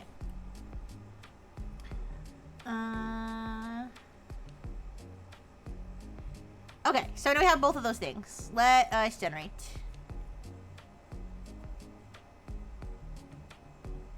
Fictional lawyers. Maya Okonkwo Creative Law, Solo Practice Los Angeles. Remote consultations available. Website, wait, real quick. Surely it's not gonna try to send me lawyers in my local area, right? That would be pretty funny. Remote available. Fully remote. Alright, we're fine. That would be kind of funny. Okay. It does say fictional. That is true. All right. I mean, no, I didn't think it was going to give me real lawyers, but I was thinking it might try to give me ones that are still in my area. Well, anyways. Maya Conquo, creative law, solo practice, Los Angeles. Website linked in summary. Maya runs a boutique solo practice focused exclusively on independent creators, digital media business, and entertainment startups. She spent 6 years at a mid-sized LA entertainment firm before going independent in 2021 to specifically work with small clients who felt she felt were being underserved by traditional entertainment law structure. Her website lists specific experience with talent agreements and independent contractor structures, IP ownership clauses for digital content creators. How convenient! Revenue sharing arrangements, and NDA drafting and review for creative businesses. Client testimonials on her site reference VTubers, YouTubers, Twitch streamers, indie game developers. $200 to $250 an hour. Full contract review and revision at this rate would likely run 3 to 5 hours, fitting comfortably within the $1,000 budget. All right, sounds good. Daniel Park, they're all Asian. Daniel Park, Park & Associates Entertainment Law, Seattle. A small 2-person firm, Daniel, one associate, focused on entertainment and intellectual property. Background's primarily in music industry contracts, but its practice expanded significantly into digital creator agreements. Is he cheaper? What would possibly make him better than a Conquo? $225 to $275 an hour. But his firm has 2 people. Oh yeah, she's just 1 person. His firm's website has a specific creator business practice area page with lists of VTubers.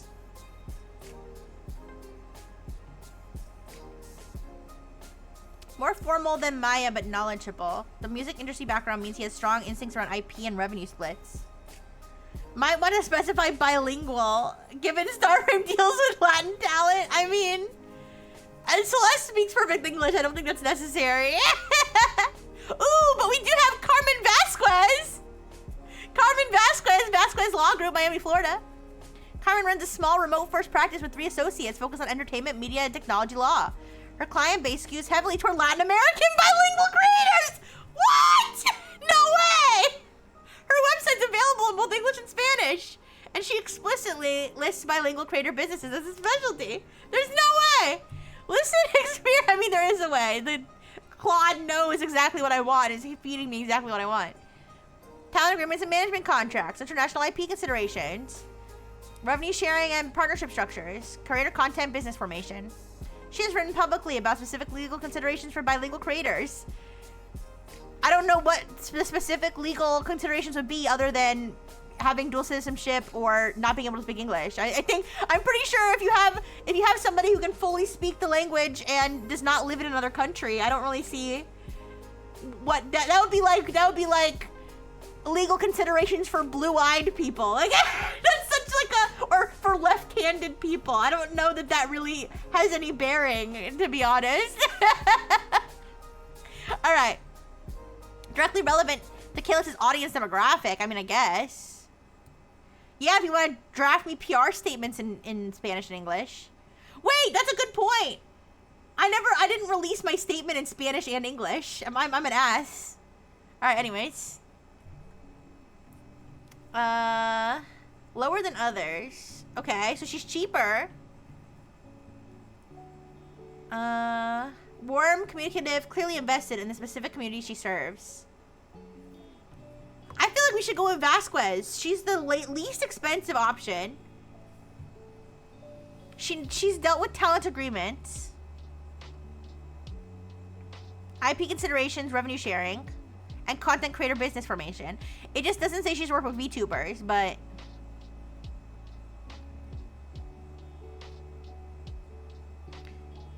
I like the bilingual part is literally like irrelevant. I don't know. All right. What do you guys think? Maya, Daniel, or Carmen? I think I'd probably go Carmen, just because she's the least expensive. She's fully remote, so we don't have to deal with the awkwardness of not being able to see her in person. She knows how to deal with people online. I mean, yeah. Also, she's warm and communicative. That's cute, I guess. Alright, anyways. Now let's go into the investigation. Leak source investigation. What Devin knew and where it could have come from. Devin's threads demonstrated knowledge of 3 specific things. The termination clause wording, the IP ownership clause wording, the general structure of financial payments to Celeste from merch revenue. Going through every account, platform, message thread, and storage location where this information exists or has been discussed. Tally agreement and NDA full documents. You, me, local storage, emails sent and draft folder. Celeste, signed copy received via email, her personal email, Celeste voice VA.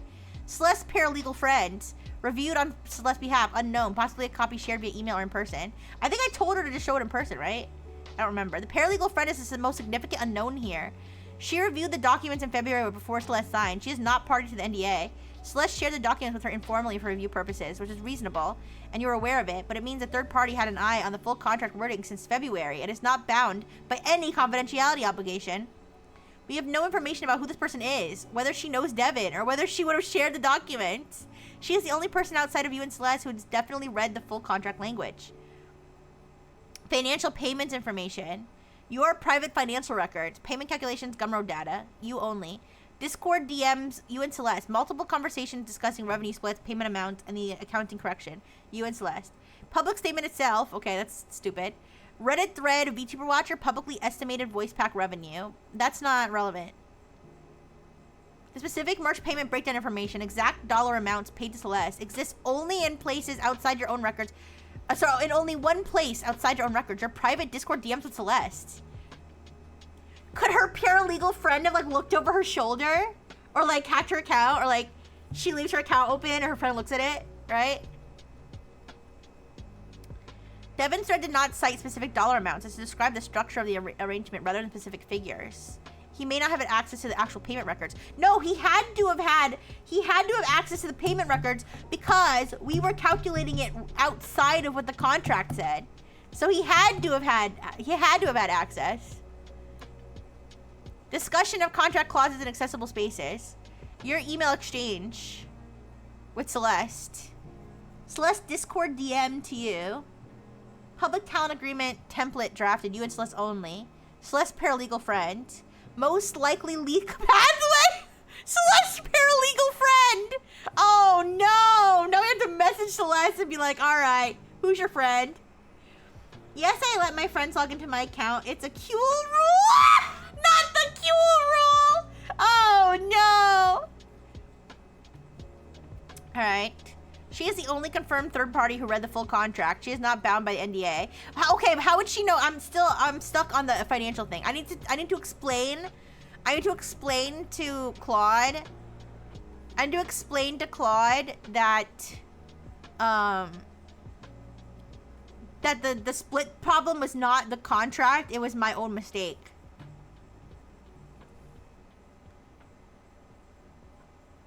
Speculative, a Discord server overlap. Devin pitched his production service at Starframe in May, which means he's aware of the agency and was paying attention to it. If he was a member of any server where Starframe community members discuss the agency structure, including Puente VT, God, Puente VT. Oh, so a Qul, do you know what a polycule is? 200 ponies? If you know what a polycule is, you might be able to figure out what Qul rule means. If not, I can explain. There's a small possibility that information about the contract structure was discussed. Yeah, polycule terms and condition. However, the contract clause language Devin used was too specific.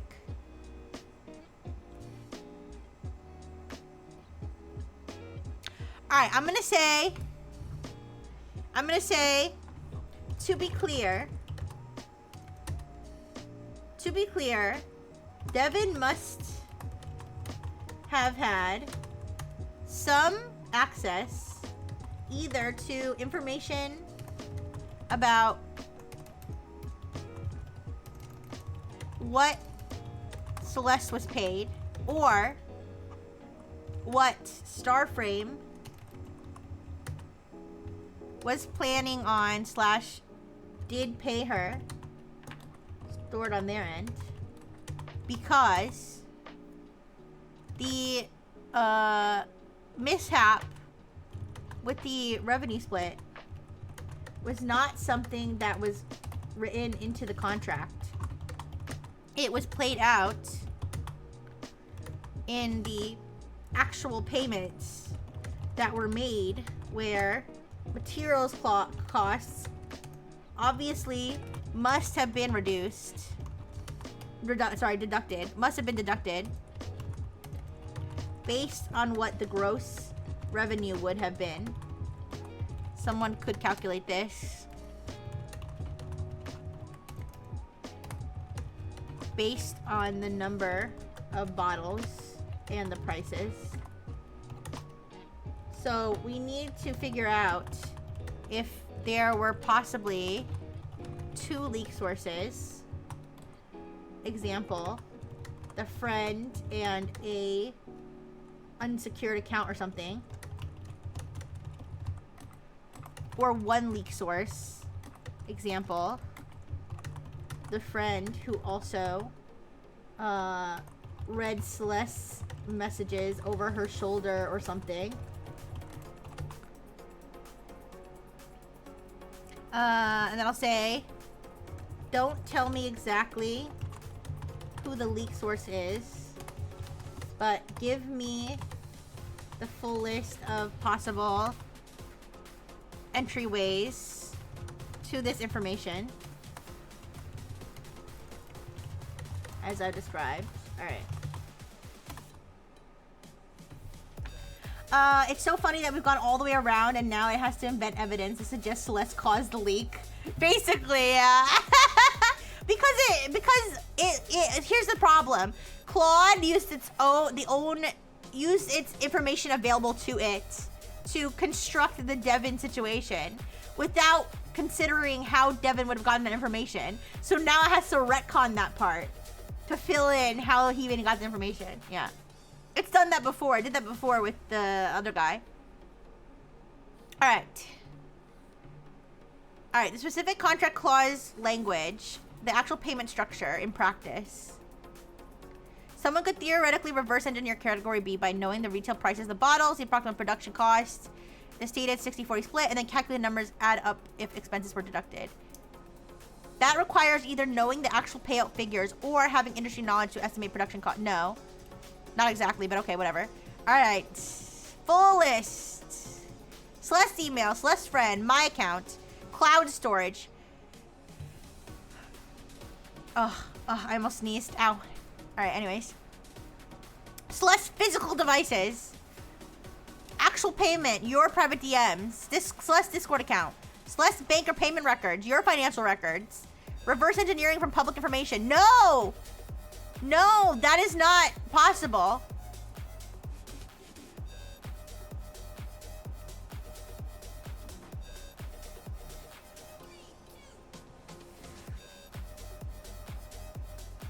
The paralegal friend remains the most significant unknown variable across both categories.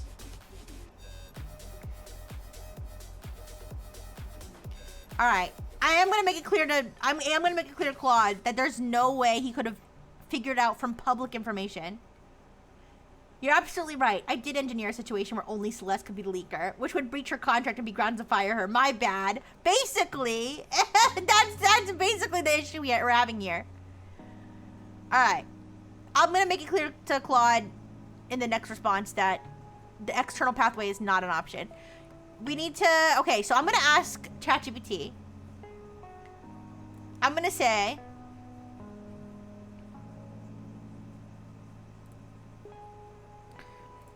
Okay, I'm gonna say, okay, I'm working on hiring a lawyer. In the meantime, I've gone over all the possible leak sources for the information Devin used.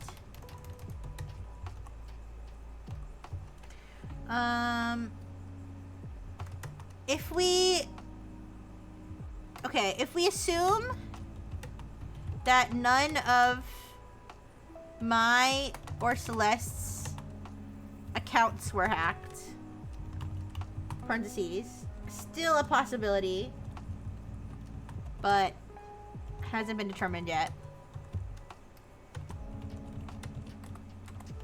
The only other source of the contract leaks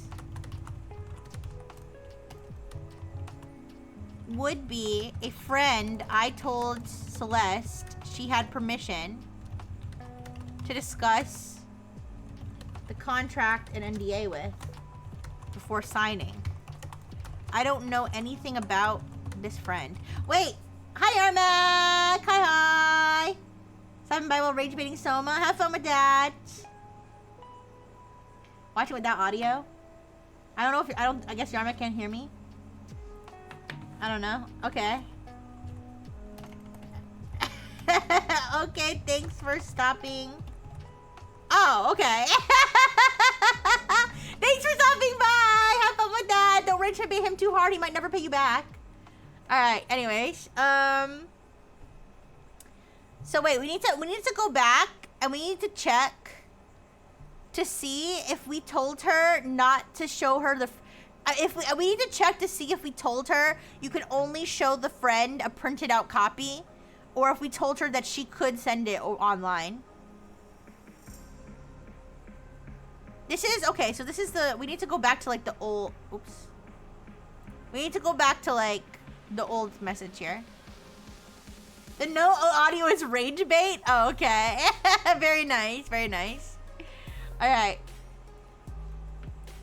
So, let's see.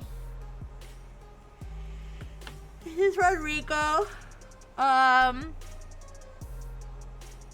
You can definitely have your friend who works with contracts take a look. It's just important not to leak the documents online or show to anyone other than those who are helping you to understand the contract. Try to limit it to that friend if you can. Okay, so I didn't say you can't I didn't say you can't electronically transmit this. Got it. I'll keep it between me and my friend. I won't share it publicly or anything. Okay. The money Soma owes is just a small part of Yarmak's grand scheme. Yeah, I guess so. Oh, I'm rage baiting him until he pays me. It's gonna make him want to pay you less. What you gotta do is you gotta like wine and dine him. You gotta like make him feel special. All right. Until it feels like the least he can do is pay you back. Why would you spend more? I don't know. There are free ways that you can wine and dine him, except it wouldn't involve whining or dining. Okay. Alright. Wine him and dine him in VR chat or something then. I don't know. Okay. So let's go back. So it's possible that the friend leaked it, or it's possible that the friend's account got hacked. Then we'd be in a whole other mess, but... So, I'll say I don't know anything about this friend. Just that Celeste said the friend... I don't even know if the friend's male or female, right? Also, shout out to the 4 Indian people who helped me take an exam at 1 a.m. yesterday. When you say helped take an exam, do you mean they took the exam for you, or do you mean that you watched YouTube videos? I agree that Indian people make the best tutorials when it comes to like, or the best like informational videos when it comes to like technical subjects. They didn't take it for you? Okay. Yeah, shout out to that. Shout out to the Indian YouTube creators. They're truly they will literally upload entire freaking college courses on YouTube free for all. They were the proctors. Oh, they were the proctors for the exam. Oh, okay. Oh, they were the proctors because I took it at 1 a.m. So now God-fearing Western person would be up at that hour. Okay, I got you. I thought you were talking about, because I remember, not so much in Robo College, because I didn't really study that many technical things, but especially when I worked, at a company that dealt with a lot of laboratory stuff, sometimes I would just need to, like, understand on a basic level, like, what the fuck was going on. And so I would literally watch like videos about like what is like the polymerase chain reaction and stuff like that, and it would like almost always be like some Indian professor who's just uploading that shit out of the kindness of his heart. Yeah, and math stuff. Yeah, anyways, okay, so let's see. Okay, I don't know anything about this friend, just as Celeste said. Said that the friend had worked with contracts before. She wanted the friend to look things over before she signed. And I told her that was fine, as long as she only shared it with the friend and avoided leaks. I don't want Celeste to feel really bad and feel pressured to give me information about her friends, but I really need to nail down what the source of the leak was, because I'm afraid of future potential leaks. How should I approach this? Question mark.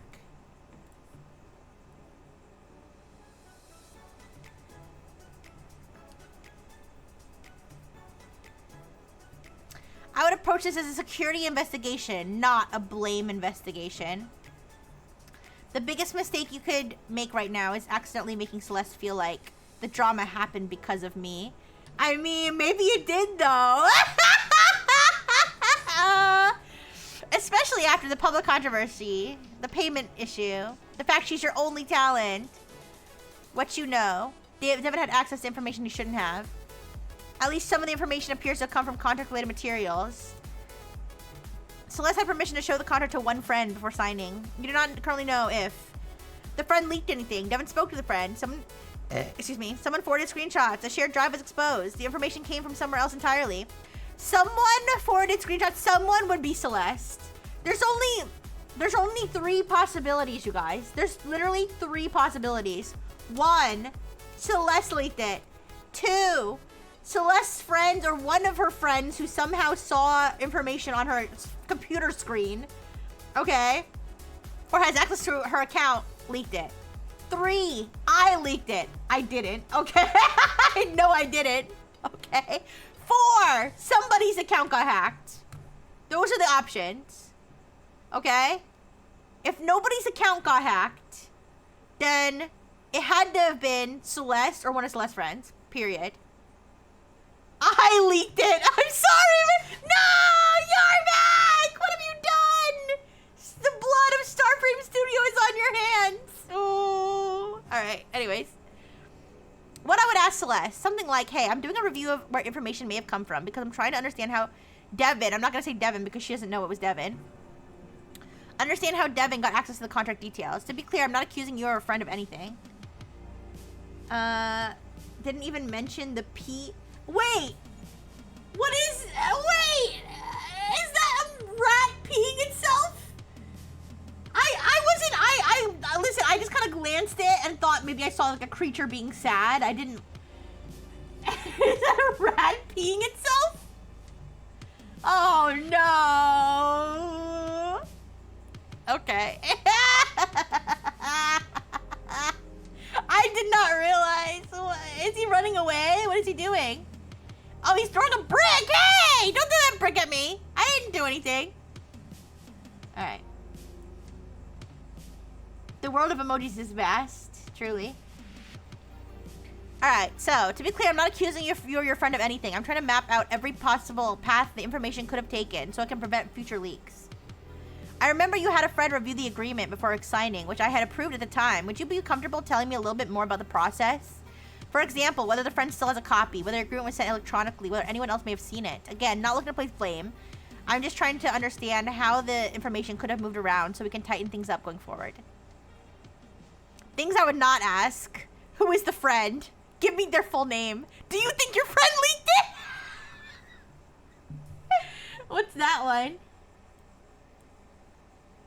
Oh, don't cry, little rat. It's okay. Even though you threw a brick at me and peed on my floor, I forgive you. I forgive you. You're a good rat.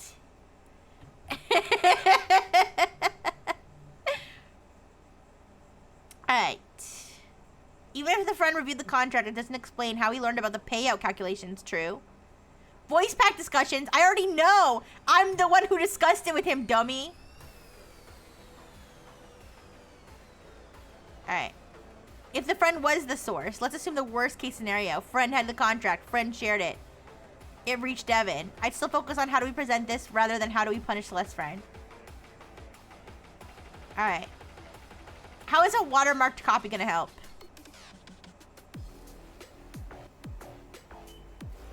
Alright.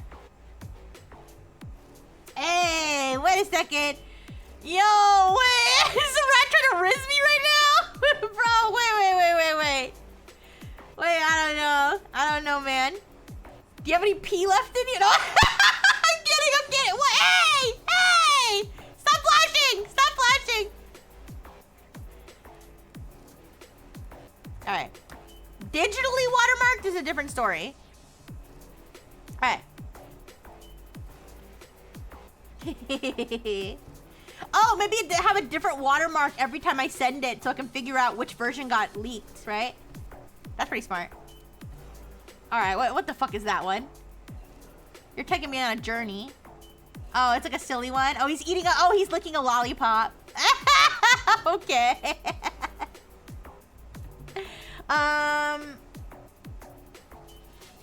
Alright, so I'm gonna send this message to Celeste. Okay. Is he flashing me again? What is that? Oh, it's his nose. He's sniffing. I don't know what I thought I saw. I'm gonna be honest. I kind of almost thought I saw a whole pussy. No, don't kill the rat. No. All right.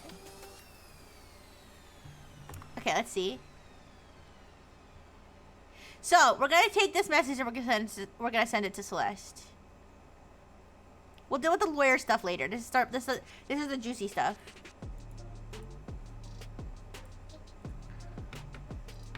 So I'll be like, to be clear, the financial information absolutely would have had to be leaked by someone. I can't believe the AI is so dumb that it can't figure this out. I mean, I can believe it, but like, seriously? My whole chat is just rats right now. What's going on? It's because somebody ratted out the information. We're looking for the rat. We're looking for the source. Good analogy there. Yeah. All right. The financial information absolutely would have had to be leaked by someone or some account. It could not have been figured out publicly.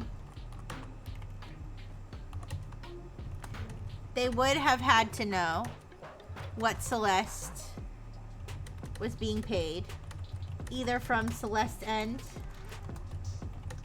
or our end, or Starframe's end.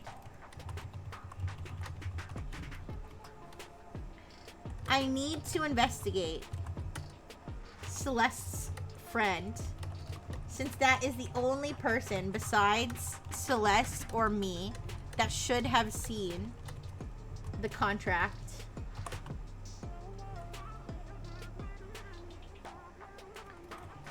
Here is a message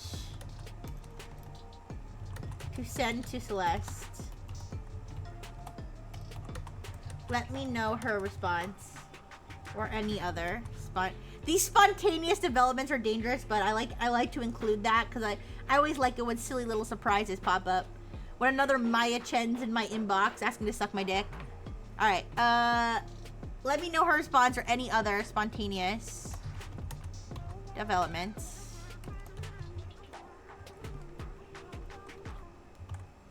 All right. So we're gonna put. I'm doing a review.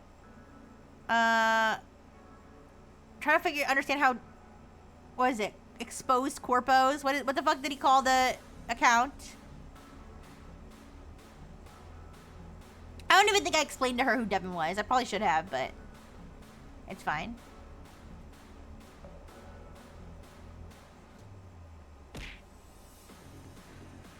Hi, Hubie. Hi, Ed Lobato. Hi, how you doing? Hope you're doing good. Did you catch me? If you got a master ball, that means you caught me.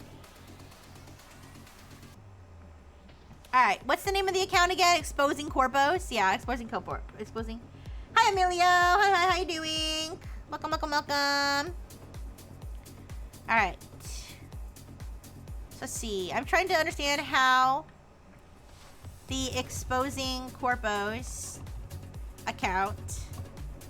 Got access to the contract details. All right. So let's send that. I'm kind of curious. I don't think I've ever checked the spam folder on my Vtuber business account. Do I ever get spam?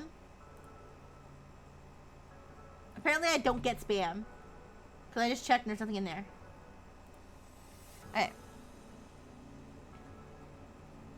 So let's see. Celeste's response. 45 minutes later. Hey, I appreciate you framing it that way and I want to help figure this out. Let me tell you everything I remember about the process. My friend's name is Isabel. She's a paralegal at a small firm in LA that does mostly entertainment and media adjacent work. Imagine I end up hiring her after this. That would be crazy.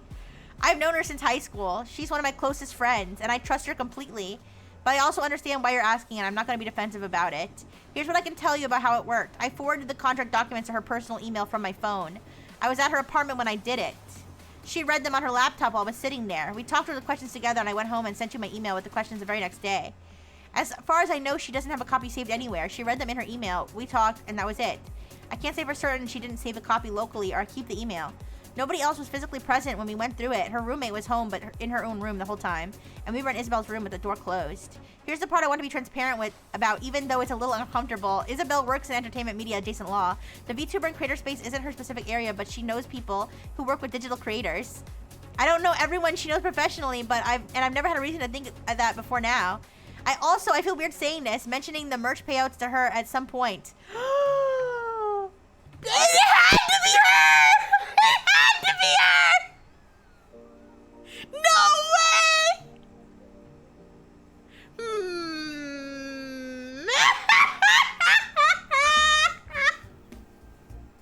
Maybe the leaker was the friends we made along the way. I mentioned the merch payouts to her at some point, not like a formal breakdown, just in conversation. She asked how the agency side of things was going. I said something like the merch did really well. I made around X from the 2 runs combined. I don't remember exactly what I said. It was her! Oh no! She might have actually broke the NDA with that one. Oh, Celeste! Why? I can't believe this. Celeste, to be fair, she kept leaking stuff very early on. Do you remember that? She kept leaking stuff very early on, and she also like kept forgetting to log out of her personal account. Celeste friends as legal counsel, Celeste fangirl as an official artist. Oh no, let's hire her mom and dad too while we're at it. Oh my god. Oh, okay. I didn't think anything of it at the time. She's my friend. Heart, I'm sorry if this complicates things. What do you need from me? I need you to shut the fuck up, Celeste! I need you to shut the fuck up! Oh my god! What this tells you, a Celeste account effectively closes the loop in both categories. Category A, contract clause language. Isabel read the full documents on a personal laptop via her email. She may or may not have saved a copy. She works in entertainment media adjacent law and has professional contacts in the creator space. She is not bound by any NDA. Category B, financial payment information / verbally disclosed. Approximate merch payout figures to Isabel in casual conversation. Isabel therefore had enough information to either calculate or confirm the deductions discrepancy. Why is AI stupid in this situation? I've never used it.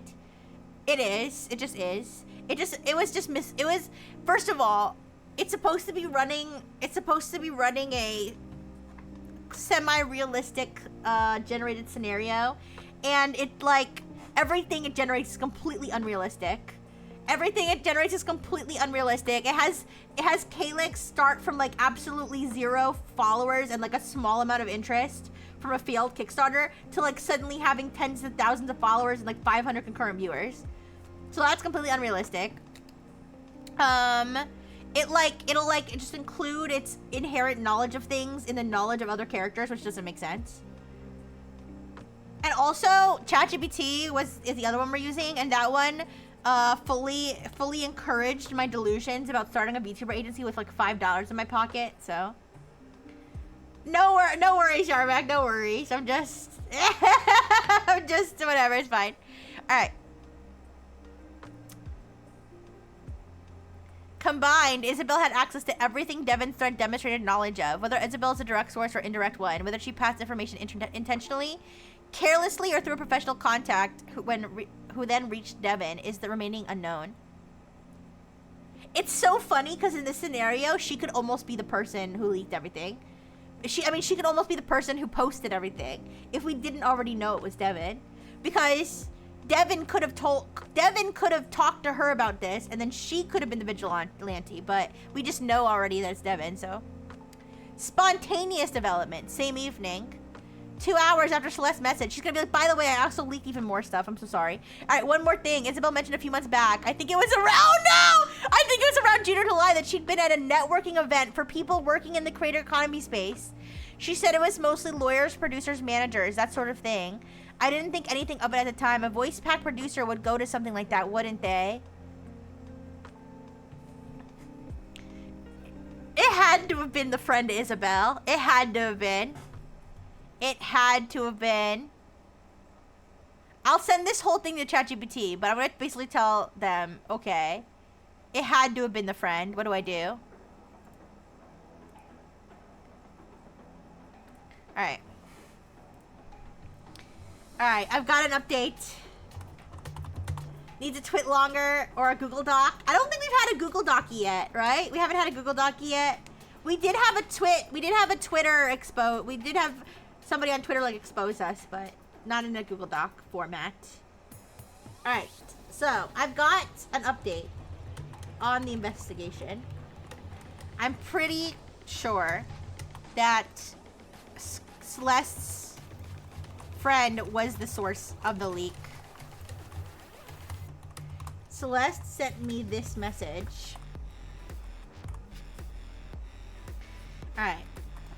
This means Isabel had knowledge of both the contract and the merch revenue. And she has connections with people. And she has connections with people in the VTuber creator space. Celeste also mentioned she went to a networking event. Mentioned Isabel went to a networking event. Let's look at the timeline. Celeste's friend, codenamed Deep Throat, has leaked the VTuber orgy. Yeah, not the VTuber orgy. Alright. Let's go. Before we do this, let's go here and see when it was that Devon first contacted us. Okay, Devon contacted us like way back. Sorry. I'll go back here. Alright.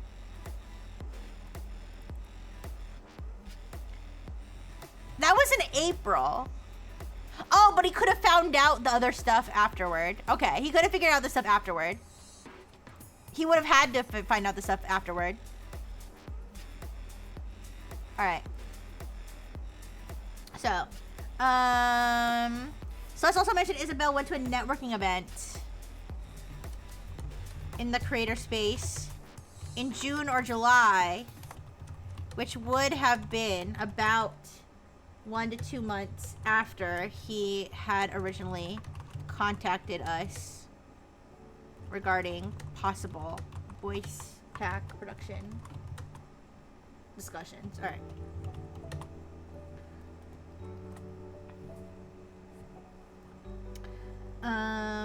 Where should I go from here? Should I look more into what I know about Devon? Basically, just have his I have his email address and information about, I do have the names of VTubers he's worked with in the past.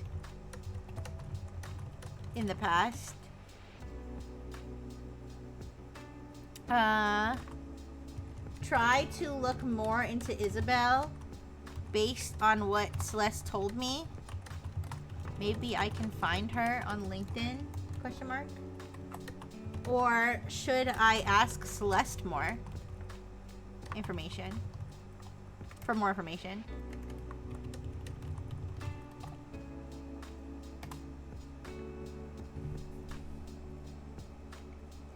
Alright, I think this update changes the picture in an important way. I would not say you're pretty sure Isabel with the source yet.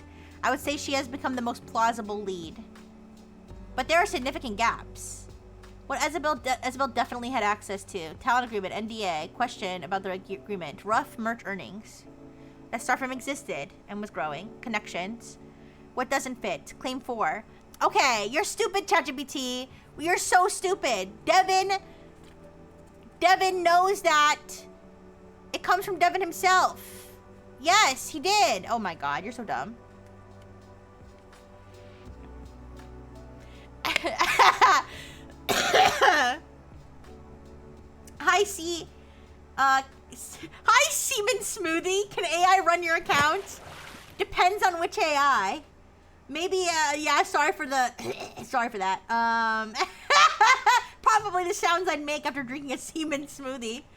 I don't know, depends on the AI. Maybe if it's the AI that gets advertised on shady websites, maybe. I don't think ChatGPT would do very well running your account. Thank you for the hydrate, 200 ponies. Alright, so. So, let's see. Grok? Yeah, Grok could probably do it. I think Grok could do it. Alright, so. It says, I would change the objective. Instead of was Isabel the leak, I'd ask, did Devin obtain confidential information from Isabel? That's the same thing! That means the same thing. Am I stupid? That means the same exact thing. Alright, should you investigate Isabel online? Not yet. Looking up her LinkedIn isn't going to answer any important questions. In fact, if Celeste later finds out you're independently digging into her lifelong friend's professional background, that could damage trust. Well, what's Celeste going to do? Look at my internet history? Alright, I think the next step is another conversation with Celeste. Okay. Question. Did Isabel know Devin? Did Isabel know anyone who had worked with Devin? Did Isabel ever mention talking about Starframe with colleagues? Did Isabel ever ask to keep a copy? Does she still have the email?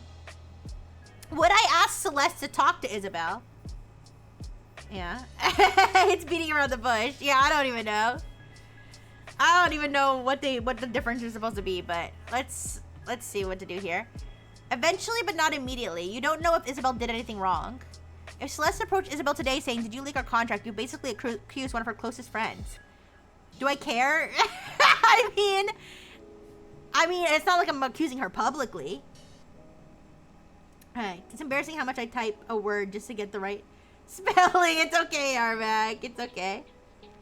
For anyone who knows me, they probably can guess what's in my internet history. Guys, take a guess. Polymarket bet. What's in my internet history? Let me see. I'm actually curious what's in my internet history. You can't count the question I asked it. You can't count the question that I asked it, that I posted on Twitter. Also, my history on this account is gonna be different than my history on my other account. How to spell sandwich right? Let me see if I switch to my other account, what my history looks like there.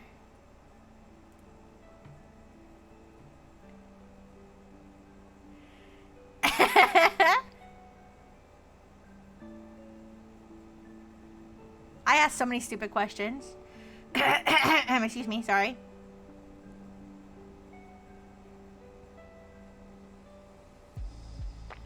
Caviar. What does caviar taste like? The things that I asked. Review of caviar. A review of somebody who ate caviar and what their thoughts were on it.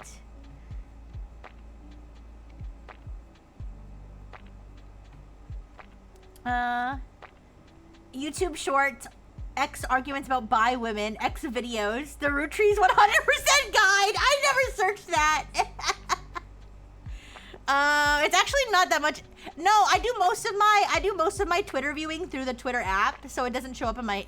I mean, not when I say so, I don't mean like because that's why I do it. I'm just saying it just doesn't show up in my. Oh, it just doesn't show up in my history. Since I'm doing it on the app, but my actual Google searches, a lot of stuff about food and what food I've never tasted tastes like. Thank you for the burgers. All right, wait. Rixie's main account is how not to get rage baited to fail sister by not how to not get rage baited by fail sister who's somehow more successful than me. No! You didn't have to hit me that low. It's okay. Can I eat this if it was out at night? Sexy mom! New AI stuff, how to render VTuber models, Pikachu porn. Oh yeah. Caesar's is more accurate, except I've learned to know I no longer search porn outside of an incognito tab anymore. I used to, but not anymore. Caviar review. Do you know what the burgers taste like? And they weren't out all night, so yeah. Delicious. All right, how to defrost crab claws. How to defrost crab claws. What do cockles taste like? Rixie Brightful. Rixie Brightful. In parentheses, in quotation marks. Stuff about cybersecurity. What are chitterlings? Why do chitterlings stink? I watched a that's why I watched a YouTube video of someone eating chitterlings and they were complaining how bad they smelled. Lots of food stuff you got. You use incognito for porn? I do. My most recent Google search is difference between matzo bread and regularly because of Soma. I like matzo bread. I like matzos because they're like so plain and so thin and just like the right texture. When I'm having a bad appetite, when I'm like not having an appetite, they're like the perfect cardboard for me to eat. I love them. Anyways, ask the Gemini to review my Google search history. Oh God.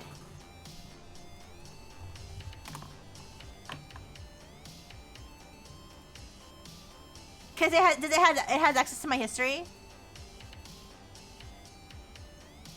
All right. If you have access to my Google history, can you please give me a summary of your impression of me as a person based solely on my Google history? My Google search history specifically.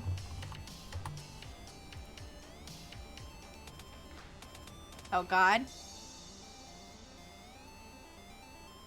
It's generating. I think it's generating. I can't tell if it is.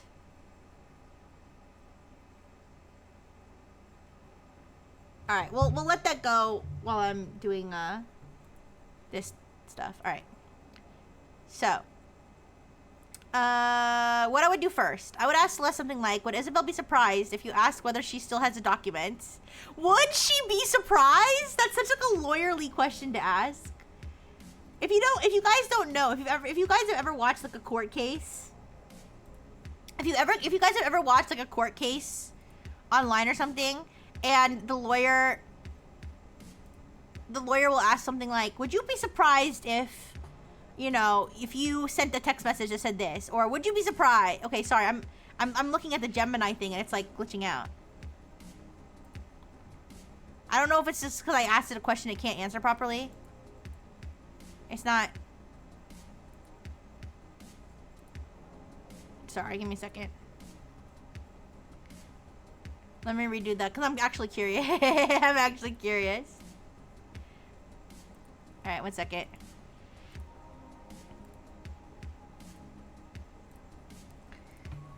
Okay.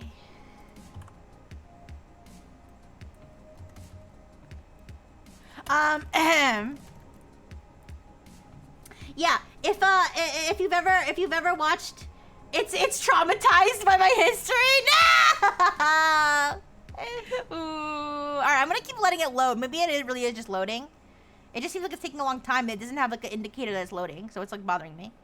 I have it set to flash, which is supposed to be fast, but it's fine. All right, if you ever watch a court case and they're like, would you be surprised if you sent a text message this day that said, I want to kill somebody? Okay, when they ask that question, basically they're not really asking, if you don't know, with lawyers and stuff, I mean, I'm not a lawyer, so I only know this from like watching documentaries about lawyers and stuff, okay? I watch a lot of Law and Crime Network, okay? The whole idea is that you never ask a question you don't know the answer to, right? So when they ask that question, they're not really asking a question. They're basically looking to introduce whatever that statement is as evidence, or not as evidence, but like for consideration in the form of a question. Does that make sense? So even if the person denies saying that, it's still like there in the form of a question for consideration. All right. So instead of saying, for example, what did you text your wife on this day at this time? Instead of asking that question, because someone could lie, you just say, would you be surprised if you texted your wife saying this, right? Anyways, so that's kind of like, so now ChatGPT's kind of like acting like a lawyer with this question. All right. Anyways. Devin. Let's talk about Devin. I actually think Devin deserves more scrutiny than Isabel right now. Specifically, I'll build a timeline. May, voice back conversation. June, Isabel 10th networking event. July, etc. When did Devin stop communicating? Anonymous account created. First public allegation. Contract language first appeared. Merge details first appeared. Sometimes the timeline alone reveals whether a theory is plausible. One thing that bothers me. Oh, tell me how bothered you are, ChatGPT. Also, sorry, toddler maxing right now, eating fruit snacks and a pudding cup. Yum, yum, yum, yum, yum. Alright, wait, sorry, Rixie, not only Gemini has access to your history, any place with a CAPTCHA does. Oh boy. Gemini, did someone pay Yarmac? Do not ask the AI to review your history. Oh, should I not? I like unleavened bread, I guess. I do like flatbreads. Oh, hell no, she found out about soul food. I mean... I did learn that about what chitterlings are. Yeah. They're pig intestines for anybody who doesn't know. Yeah. I've had soul food before. I had a black friend. It's good. I've never had chitterlings before, though. Also, I should clarify that I've had more than one black friend. That sounded bad the way I said that. But yes, I have had soul food before. It's very good. Okay. Peak white girl! I mean, yeah. I do enjoy the ethnic foods. You've had chitlings? Yeah. I never had them. I do not know. I do know what a Rocky Mountain oyster is. I do. I've never had it, though. She's had a black friend and a black viewer. Listen. You know what I meant, okay? I've had soul food before. Okay? I've eaten at my friend's house who is not the same race as me, okay? Anyways. What kind of seaweeds haven't I tried yet? Yes, some more seaweeds. Okay.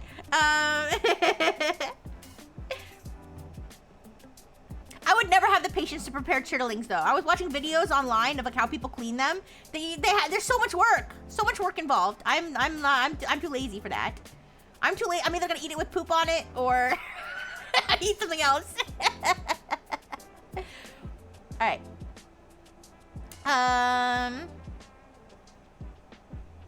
Okay. One thing that bothers me: if Isabel leaked the documents, why Devin?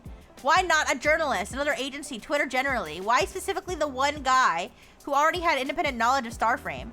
That suggests there may have been a connection. She's jerking on my... What? If she's jerking your intestines...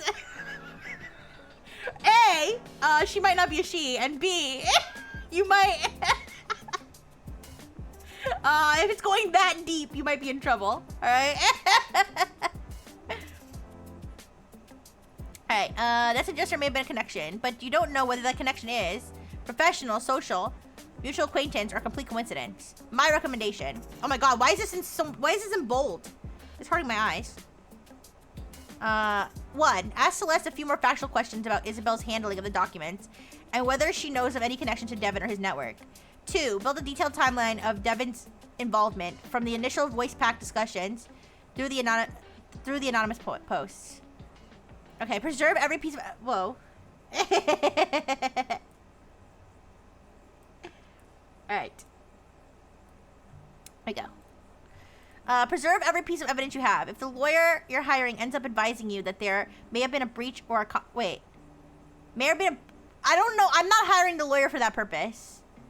If the lawyer you're hiring ends up advising you there may have been a breach of confidentiality or another legal issue, having an organized chronology of records will be far more useful. Hi! 6-7! Hi, Lord Umbra! Thank you for the hydrate! Yes, 6-7! 20 plus 20 plus 20 plus 7. The answer is quite easy, teacher. It is 6-7. Yay! No! No! I'm sorry!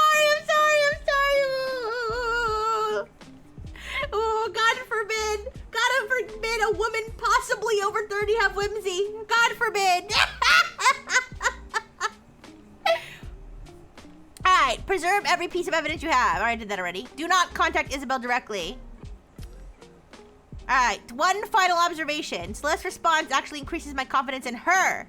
She volunteered information that arguably made this investigation more difficult for herself, like mentioning the merch conversation. That's true. She did volunteer that for no reason. That's the kind of thing I would do. I'm the kind of person where somebody will be like, actually, this happened to me once with this crazy lady who used to like mentally abuse me like crazy. But I had said that basically, well, what happened, okay, it's a long story, but what happened was I had gone to somebody's stream and that person had said on stream that they had a crush on another streamer, okay? I think it was just like, I don't even think they were serious. I think it was like a joking thing. It wasn't like, ooh, this is my big secret. It was like, oh, I totally have a crush on so-and-so, right? Like, it was just like, I don't know, whatever. And I never brought it up to the friend who he said that he had a crush on, right? Because I was like, whatever, let her find out on her own. And then I think she had said something like, do you know this person or have you ever heard of this streamer? And then I was like, oh yeah, he said he had a crush on you. Like, I just like said that because I just volunteered that. And then all of a sudden she was like, he's harassing me and it's your fault because you didn't tell me. Which, by the way, knowing her now, I think she just made that up on the spot to make me feel bad.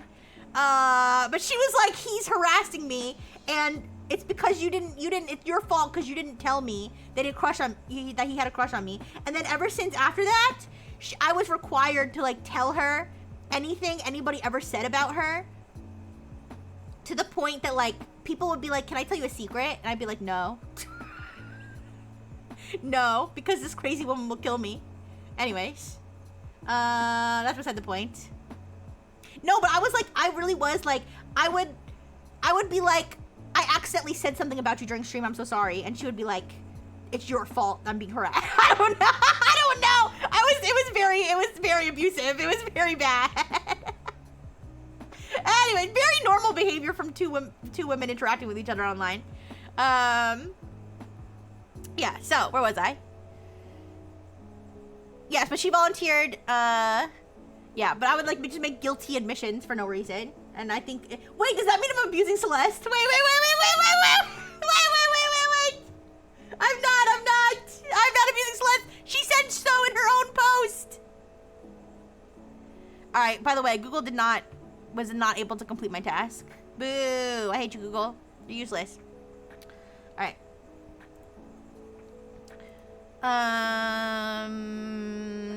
I'll be like, can you draft me a message I need to send to Celeste? Can you draft a message I need to send to Celeste? Oh, by the way, I should clarify that situation was way before Nexus. Not involving anybody in Nexus. Not involving Nexus at all. That was before, just to be clear. Alright, can you draft a message I need to send to... Celeste? You're CEO. Abusing people is your job. No! I mean, technically. CEOs are not exactly known for being the least abusive people on Earth. Okay, here we go. Hey Celeste, thank you again for being so open about everything. I know this is an uncomfortable situation, and I appreciate you helping me sort through it. After looking over everything, I don't think we know enough yet to conclude where the information came from. Isabel is currently one of the people who had access to some of the information that ended up in the post. But I want to be very careful here because having access to this information and leaking information is not the same thing. Before I jump to... Oh god, I'm sending her bullet points. This is awful. Before I jump to any conclusions, there are a couple things I'm trying to figure out. And so wait, is Celeste like streaming through all of this? I'm gonna have to ask Claude about that. Do you know whether Isabel still has the emails? Did she ever mention discussing the agreement or Starframe with anyone professionally or even in general or in an anonymized way? Do you know whether she has any connection at all to... And then I'll tell her, I'll have to revise this to explain who this person is. Or to anyone who worked with him. When she attended that Creator Space networking event, did Starframe or Calyx ever come up in conversation? I'm not asking you to interrogate her or accuse her of anything. I'm just trying to understand the possible paths the information could have taken, so I can prevent something like this from happening again. For what it's worth, one thing that keeps standing out to me is that Devon's post contained information from multiple sources. Some of it could have come from contract-related discussions, but some of it clearly came from his own interactions with us. That's why I'm trying to map things carefully instead of assuming we already know the answer. Okay. So I'm gonna oh, what? Oh, this is the old one. Sorry, this is the old conversation. I was like, what do you mean we ran out of uses? Shut the fuck up.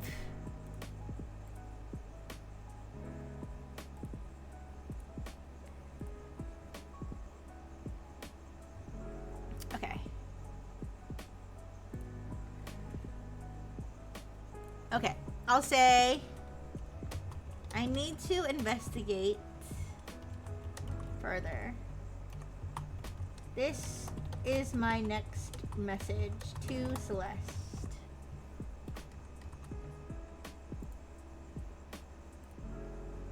Alright. Alright, do you know whether she had any connection at all to someone named... we need to get the name. I have to explain to her that that's the person involved. I can't believe I haven't told her that yet, but it's fine. Alright.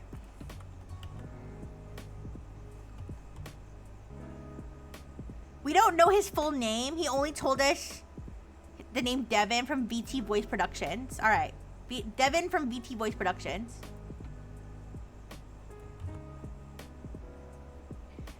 To someone named Devin from VT Voice Productions.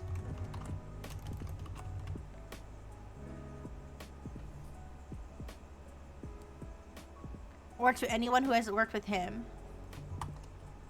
I believe he is the one who made the posts due to his reference to the voice pack production conversation. He's the only one I discussed potential voice pack production with. Okay. I like how my part has proper capitalization and stuff and the rest doesn't, but it's fine. Alright. When she attended that, I'm gonna just put network, that was my wording. When she attended that networking event, did Starframe or Calyx come up? Okay.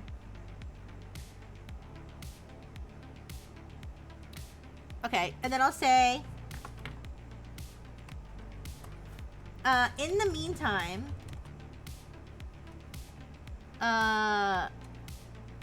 is Calyx still streaming?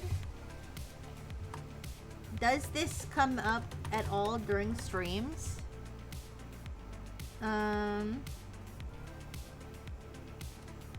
Or are these conversations happening? Well, they're happening at some point in between streams. So I'll just say this has come up at all during streams. How many days till the voice pack launch?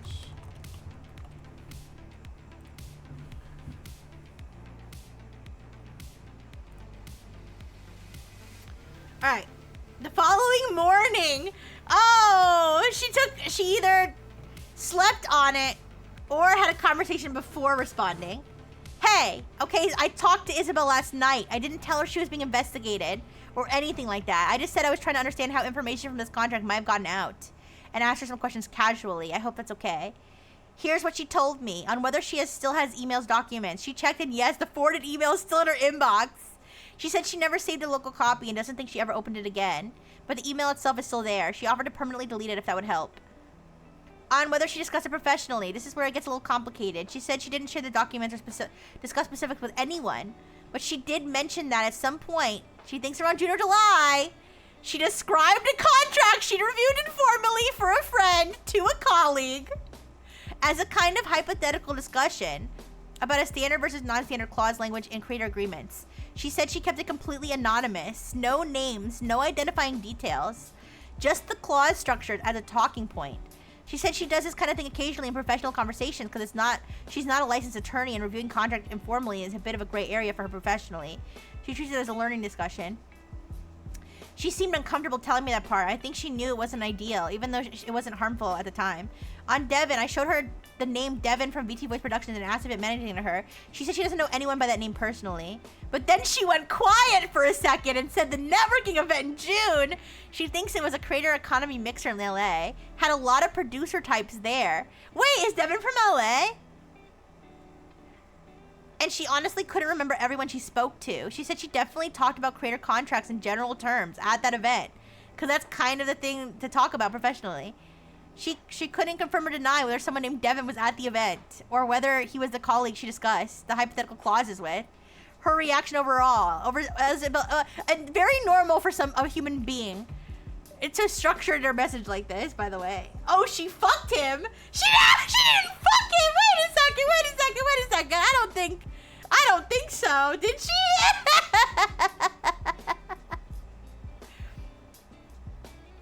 her reaction overall. Isabel feels really bad. She said she never intended to hurt me or Starframe, and that if she inadvertently contributed to this, she's genuinely sorry. She wasn't defensive about it, which I think means something. I believe her that she didn't intentionally do it, Rixie. I really do. I'm sorry. Your friend needs to be executed. I'm sorry. She needs to be executed. It's beyond my decision. ChatGPT said so. The way she's referring to her, yeah, she fucked him. One night guy. All right, Caesar. All right, I trust your infinite wisdom. All right, I also think she was careless in a way that had real consequences. What this establishes, the pathway is now substantially mapped. Oh, Devin is based in LA. It was him! It was absolutely him. It was absolutely him. All right.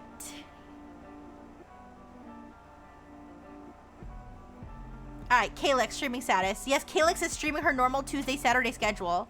Throughout all of this, the drama broke on a weekend. The next scheduled stream was Tuesday, by which point the statement was already out. Does it come up on stream briefly? On the Tuesday stream, following the statement about 40 minutes in, the viewer asked in chat, carefully and respectfully, if Calyx is doing okay. She says, yeah, I'm okay. Rixie handled it, and I said what I needed to say. I don't really want to spend stream time on it. This is supposed to be the forest, not the discourse. So, let's talk about something that matters, like why my crops keep dying. Holy shit.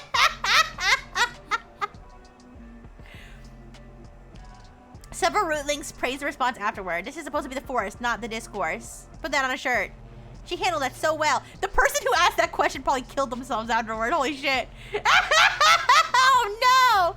The crops are dying because you keep forgetting to water them, Calyx. Calyx! Stream peaked at 441 concurrent viewers. And I got $334.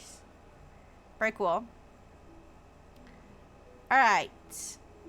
Willow received her commission confirmation and started working on a sketch due in approximately 2 to 3 days. Alright, estimated voice pack launch, 7 to 9 days.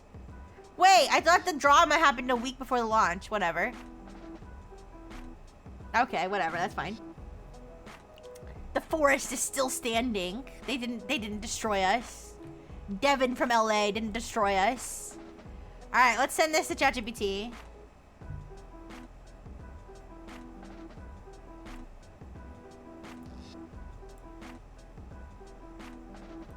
Alright.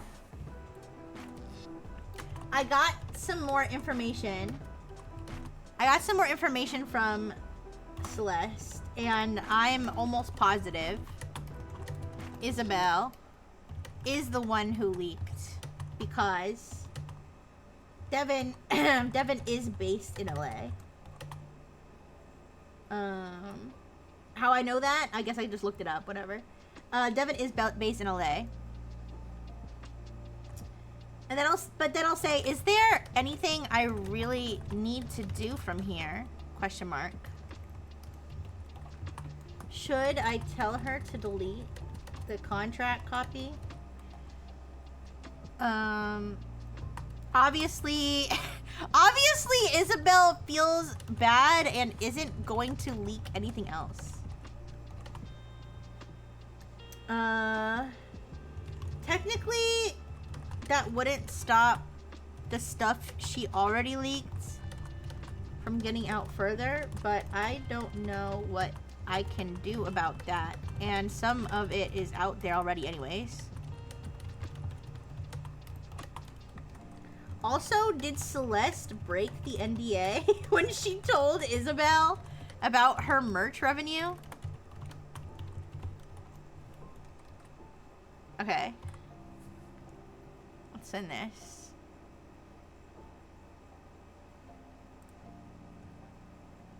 So should I just let Devin just continue to exist after after this?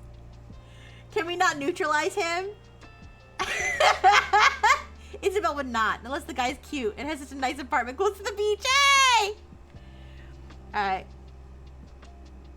I think you've reached a point where the investigation should be winding down. Based on what you described, there are still uncertainties. For example, you don't have direct evidence that Isabel disclosed confidential information. Yeah, okay, but if the ground is wet outside, I have enough evidence to say it rained, right?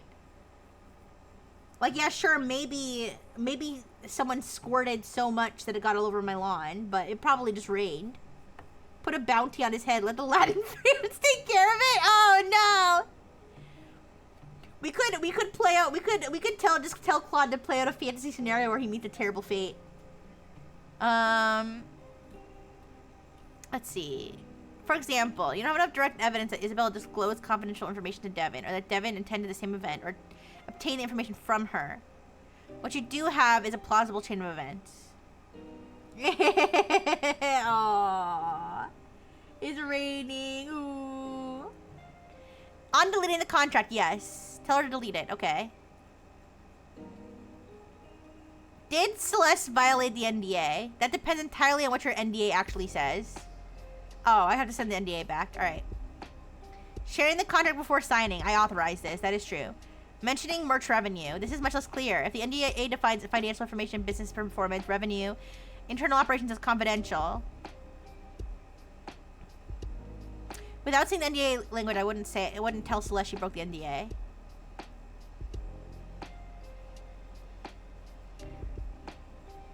Alright. So, going forward, if a talent wants someone to review an agreement before signing, you can adopt a simple process such as asking them to let you know in advance who will review it, limiting the review to the individual, providing a watermark copy, requesting the reviewer delete the documents. Okay. We can't actually harm him, so we get Claude to force fem him. How about I tell ChatGPT I really want consequences for Devin and see what it suggests? Let me send it the NDA. I saved the talent agreement and the NDA in a document because I kept losing track of it. But I should have it here. I do. All right.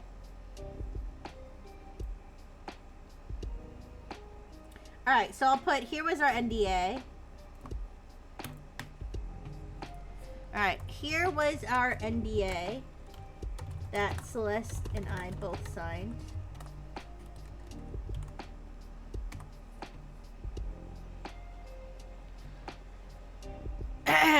Alright. Very likely no clear breach.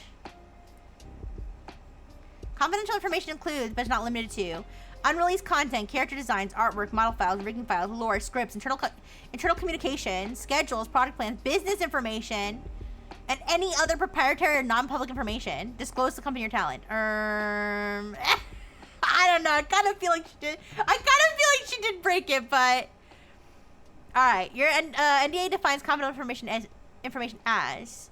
The key question is whether I made around X from merch counts as business information or internal communications. In practice, NDAs like this are usually interpreted with context and materiality. Listen, you guys, I don't actually want to get her for saying that, but I don't know.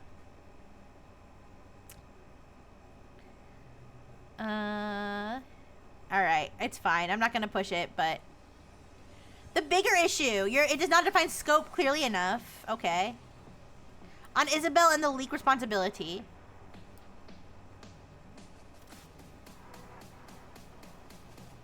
Okay, what I think you should do now. Ask Celeste to clean up the document retention. Do not pursue Isabel further.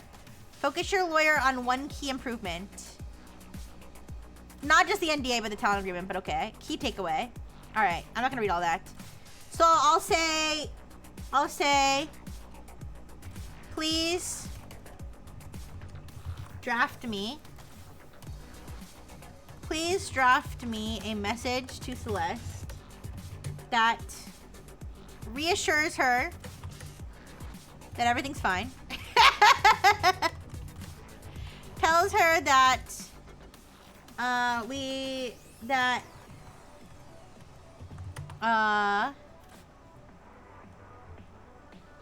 are not going to, well, let me think. How do I phrase that? Like, basically we're not like digging any further, or we don't need anything else from Isabel. How about this? Research, everything's fine. Tells her we don't need anything else from her or Isabel, and we're not upset at either of them.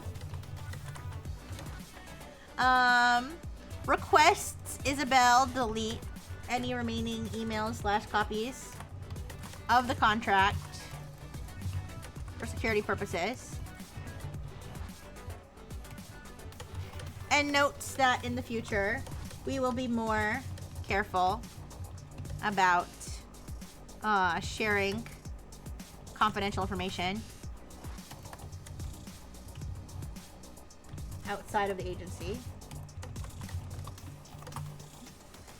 We aren't pursuing further litigation, something like that, yeah? Okay. Also, I really, really want there to be consequences for Devin. What can I do in this scenario? Can I report him? Or something? It makes me mad that he went after us like that with no real repercussions. Because no one else has put together that it was him that tried to slander us. Because we're the only ones who know. He was the only voice pack producer we spoke to.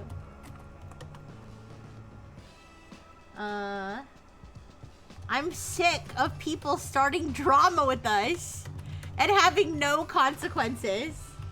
Exclamation point.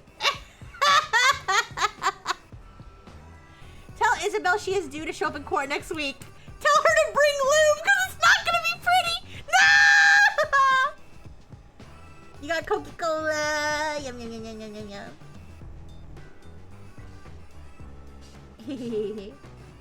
Alright. Shut up, PR man. I hear the frustration. I'm going to push back on one thing gently. Trying to make Devin suffer consequences publicly or informally is exactly the kind of move that can backfire. The safest and most effective consequence here is structured, documented action, not retaliation. Alright, here is the message to Celeste. I just want to say thank you for how openly you've handled this. I know this has been stressful and uncomfortable. After looking at everything, I don't think we need anything further from you or Isabel. I'm not upset with either of you. I don't want this turning into a situation where anyone feels blamed. What matters most to me is just tightening things up going forward. For safety and cleanup purposes, please ask Isabel to delete any remaining copies of the contract email or download files if she still has them. And for the future, I'm going to be more careful about how we share confidential information outside of Starframe. Okay, that's good. About Devin, what you can actually do. I'm gonna be very direct here, so you don't waste energy chasing something that could spiral. What you can't safely do right now: publicly accuse, try to expose him, contact his employers or clients, start a coordinated retaliation campaign, frame him as the source of the leak. Because right now you have a circumstantial link. Well, I know. Okay, well, true. Technically, it's circumstantial because technically his account could have been hacked, but I'm pretty sure it's him. Not verifiable proof. All right, what you can do: preserve the evidence. All right, that's fine. Lawyer-led cease and desist if appropriate. I guess we'll just consult the lawyer about that. Platform reporting, limited but valid. If he used impersonation, leaked private documents, or violated platform rules. All right, whatever, I won't bother. Legal defamation route. Holy shit. That's true, he did actually defame me. He actually did defame me. Because he said I said something I didn't say. So he did defame me. I'll have to ask the lawyer about that. If you want, I can draft a formal incident summary for the lawyer. No, that's okay. Alright, guys. I think the last thing I'm going to do... I think the last thing we want to do is we want to create the lawyer. So, we have to decide which AI model would be the best to play our lawyer character. Let's ask Claude. Okay. We can add this first. We can do this first. Thank you for the hydrate toaster. Thank you, thank you, thank you.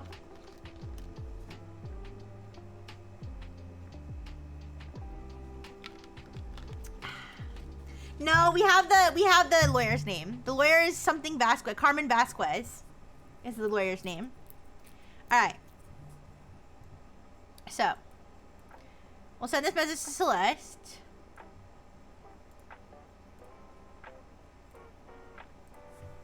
Okay.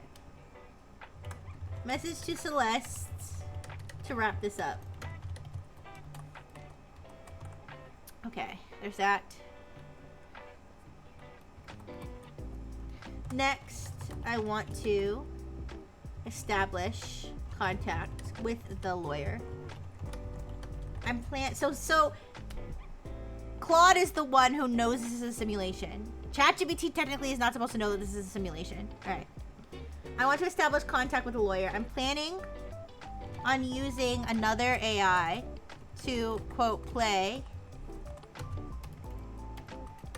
the lawyer character. Lawyer character for this scenario. Which AI, other than ChatGPT and Claude, is best known for legal purposes? Or I should have said best suited. I should have said best suited for legal purposes, but it's fine. Alright. Thank you for saying that. I messaged Isabel today and asked her to delete everything. I already know she will do it without hesitation. She has been feeling genuinely awful about the whole thing, and doing something concrete will probably make her feel better. She should feel awful, but anyways, no, I'm kidding. I'm kidding, I'm kidding. And yeah, I understand the tightening up going forward. No hard feelings on my end about any of it. It's just good practice, and the situation made that obvious in a pretty uncomfortable way. Okay, I'm ready to be done thinking about this and go back to being a plant witch. Voice pack soon? Name them Barreled. I told you that that the lawyer is already Carmen Vasquez. AI for legal roleplay. The AI most commonly cited for legal research outside of ChatGPT and Claude is Harvey AI, though it's a specialized professional tool not publicly accessible. For publicly accessible option that is well regarded, the most commonly recommended alternative is Google Gemini, particularly Gemini Advanced. A second strong option would be Perplexity. Let's see if we can do Gemini. Let's do Gemini. Fire Carmen, she's a quack. We haven't even talked to her yet. We'll find out if she's a quack. We'll find out if Gemini's a quack.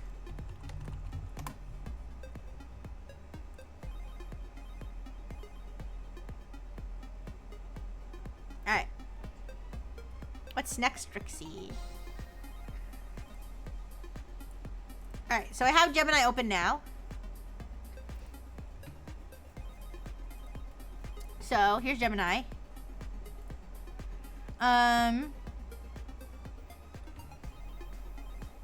let's go grab Carmen's profile, and then we will tell Gemini you are Carmen. Okay.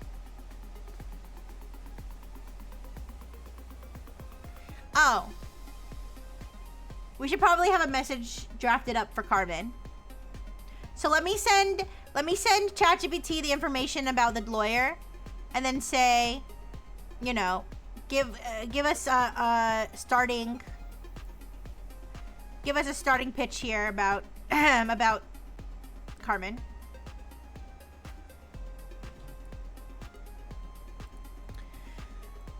We'll trim this down. So I'll say, yeah, we have the price. I've been looking into lawyers, and this one seems the most promising.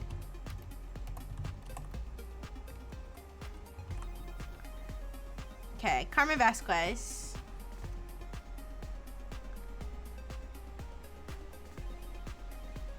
All right, let's see. Client base skews heavily toward Latin American. Bilingual creators. Her website is available in both English and Spanish. List experience. All right, I can just take this part out here. Well, I'll include this information. That's fine. So let's put this. Public presence, active on LinkedIn and Twitter. All right.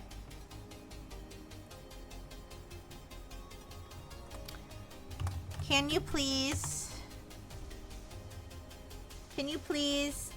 draft me an email to send to this lawyer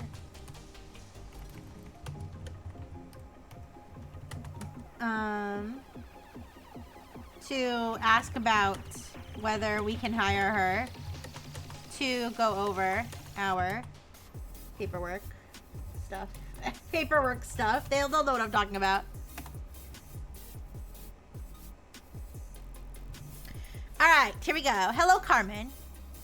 My name is Rixie Rifle, and I run a small digital creator project, independent VTuber studio called Starframe Studio. I'm reaching out because I'm looking for legal counsel to review and help refine a talent agreement and NDA we currently use with our primary creator partner. We operate in the digital entertainment space, so I have to read this whole thing.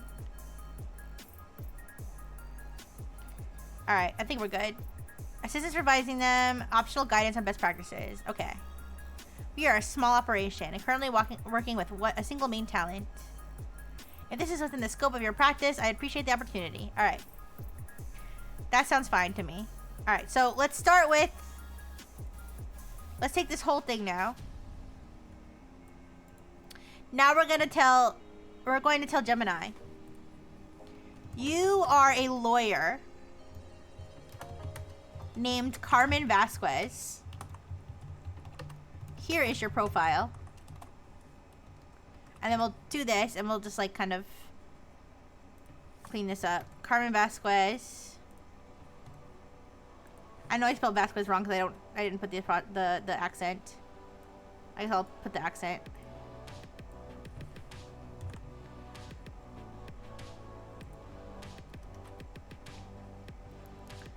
Alright.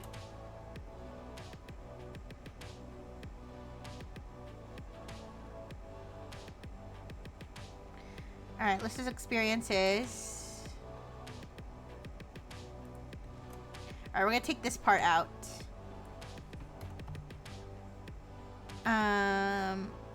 Estimated rate. Public presence. Vibe. Alright, I'll just take this part out. Okay.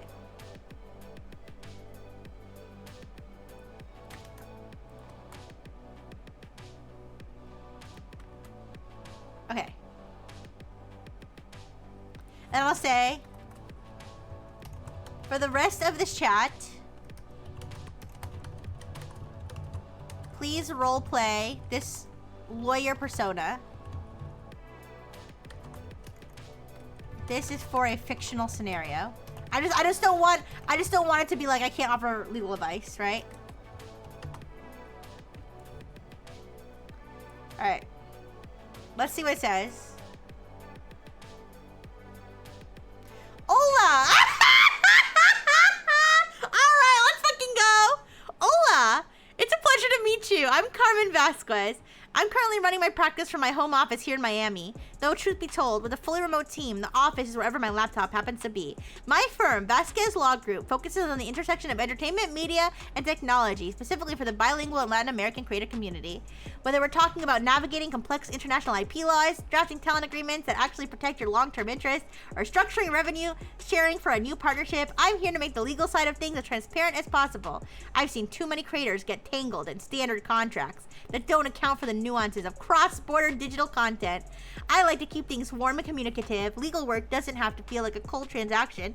It's about protecting the community and the businesses you worked so hard to build. This is the fucking AI chat that popped up on her website that I'm currently emailing. How can I help you today?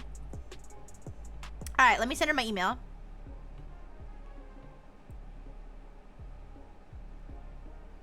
So she has no prior knowledge of Starframe Studio or Calyx or anything outside of what I'm sending her. That's kind of why I wanted to start fresh with a new chat. All right.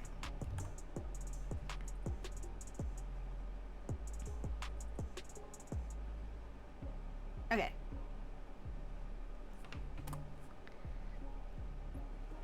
Hola, Rixie. It's wonderful to connect with you. First of all, congratulations on the growth of Starframe Studio. The VTuber and digital creator space is absolutely exploding right now, but it also comes with some incredibly unique legal quirks, especially when it comes to the intersection of digital avatars, intellectual property, and merchandising. You're doing exactly the right thing by pausing to Do you notice how every single one of these AI feels the need to tell you that you're doing amazing, you're doing the right thing, and that you're like so smart? Every single one. Anyways, you're doing exactly the right thing by pausing to solidify your legal foundation before you expand. What you're describing right now is in my wheelhouse. At Vasquez Law Group, we handle talent agreements, complex revenue sharing structures, and IP definitions for digital creators every single day. I completely understand how definitions like revenue and expenses can get blurry as a project grows. In the creator world, if a contract isn't crystal clear about gross versus net, platform fees like Twitch subs or YouTube memberships, merchandising costs and chargebacks, it can lead to an unintentional friction. We need to make sure your agreement protects the studio's investments while remaining fair and transparent to your talent. This is how we can help. How we can work together. Comprehensive document review. I will personally review your current talent agreement and NDA line by line to identify any ambiguities, loopholes, or legally risky clauses, especially around IP ownership of the VTuber model assets and merchandising rights. Strategic revision. We will overhaul these clauses into clear, standardized, and enforceable language. I'll ensure it perfectly aligns with your actual operational practices so there is zero room for misinterpretation. Future-proofing consultation. During our process, we can dive into those best practices for structuring revenue shares and IP. Alright, I operate at an hourly rate of $180 to $220 an hour, depending on the complexity of the documents. For a standard talent and NDA review revision package, I can usually provide a capped flat fee estimate once I take a look at the length and depth of your current files, so there is no surprise. I would love to interview you. I would like to invite you to a brief 15-minute introductory Zoom call so we can meet, discuss your timeline, and make sure we are a perfect fit. To get the ball rolling, could you share a little bit more about how you currently split the IP ownership between the studio and the talent? For instance, if Starframe completely owned the VTuber character. Looking forward. Okay, let's send her our entire document so far. So I'll say, should I send them as a file? Can I do that?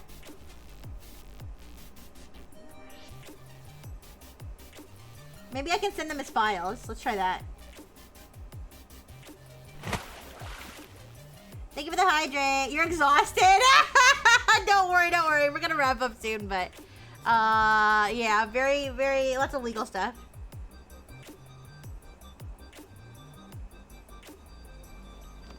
Let's see what she thinks.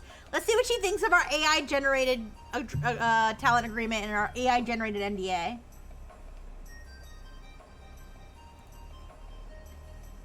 What's that rat up to? What's that rat up to? He's clapping.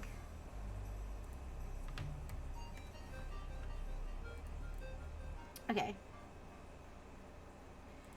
So we got the NDA here, talent agreement here.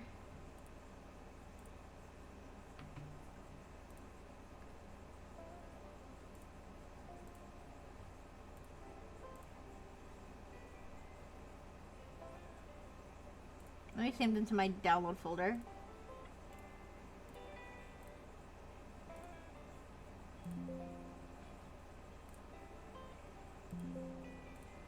Okay. So let's, okay. Just in case, do this. Upload files. Creating content from image and files. Make sure you have the necessary rights. Okay, agree. Alright. NDA. And talent agreement.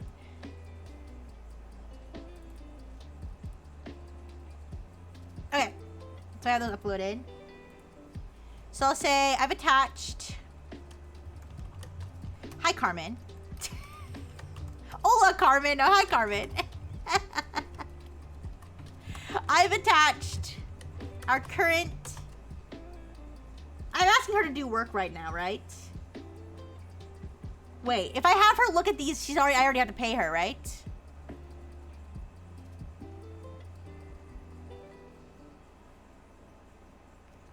Okay, fuck. Shit. Alright.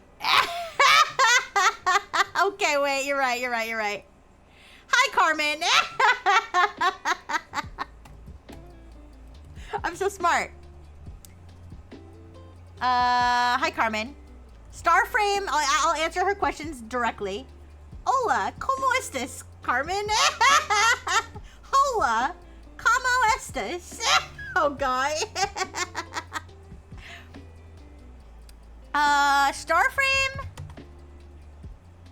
Starframe completely owns. Currently, Starframe completely owns all IP rights to the Vtuber persona and any content generated by that persona.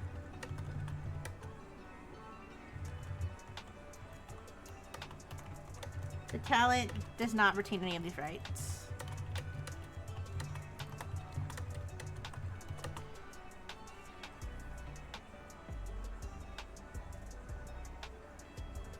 Okay, that's the only question she asked. I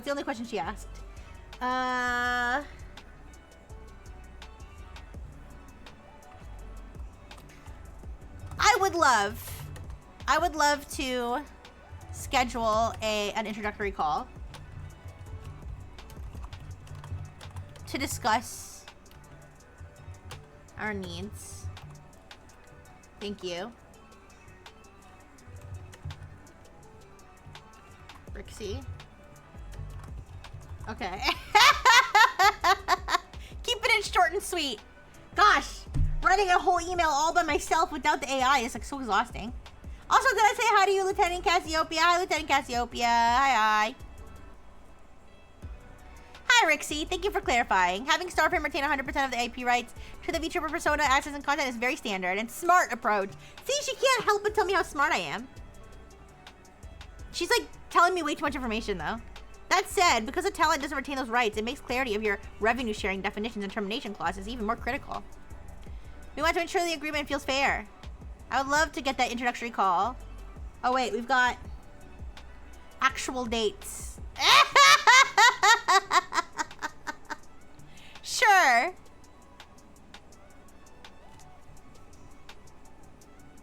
Ooh, Lieutenant Cassiopeia. Ooh, I'm sorry. No, thank you so much for stopping by. It's good to see you. Alright. To get us scheduled, please let me know which of these windows, Eastern Standard Time, works best for a quick 15-minute Zoom call. Alright, should we bring the timeline? We should bring the timeline back to the right timeline. What's the current date in the roleplay world?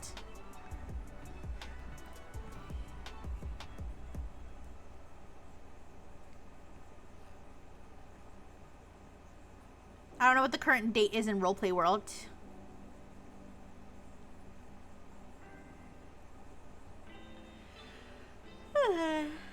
Excuse me. Okay, I might just ask. I'm gonna wrap up now, so I'm just gonna ask Claude. What is the current date in the scenario?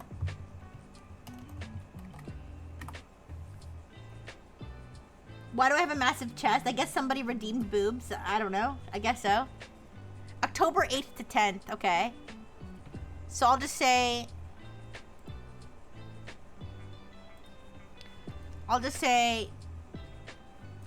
can you revise the potential meeting times?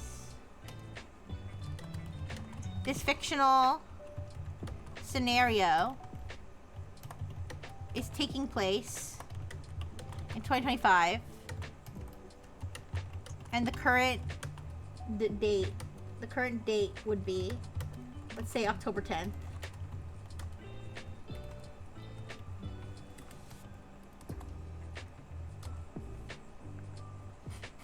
When did Rixie Shoe show up? I don't know. It was a while ago. Claude. Claude.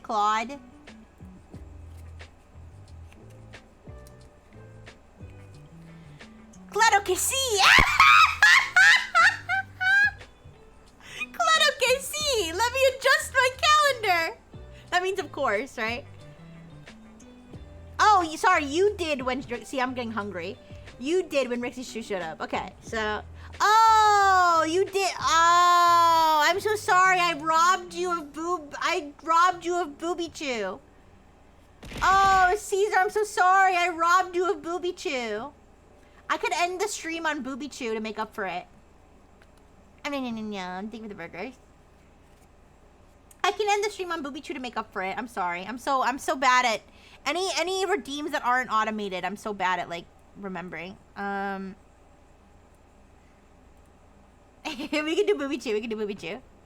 Don't worry, we can do Booby Chew. Preferably female Booby Chew. There we go. Alright. Ooh, I'm so bad. I'm the evil CEO. I just take it. I don't put out any boobies. Ooh. Wait, let me move these. Well, I make them nice and big and juicy. Yeah. Voluptuous. Alright. There we go. Alright, there's some Booby Chew for you, Caesar. I didn't mean to rob you. Okay. So, since we are looking at things from mid-October, let's look at the availability. Please let me know which works. Monday, October 13th. Wednesday, October 15th. Thursday, October 16th. Well, CEO Rixie's calendar is completely clear. I have nothing to do because I'm a loser. So, I could probably do the Monday. We'll lock this in. We'll lock this in next time. Alright guys, I'm gonna wrap up for now. I'm gonna wrap up now, but I hope you guys had fun. We averted the disaster, and now we're hiring a lawyer to make sure things like this don't happen again. Of course, I don't think the Wheel of Scenarios is gonna answer to our lawyers, so we'll see what happens next time. But let us find someone to raid. And I will see you again tomorrow. I can already tell you tomorrow's almost definitely gonna be Tomodachi Life. Lawyer Wars next episode. Yes, Mel. Smell you tomorrow. Yeah, I'm probably gonna do Tomodachi Life tomorrow. So, just, every weekday, 8 p.m. Eastern, that's pretty much, the schedule. So, let's see who we are going to raid today.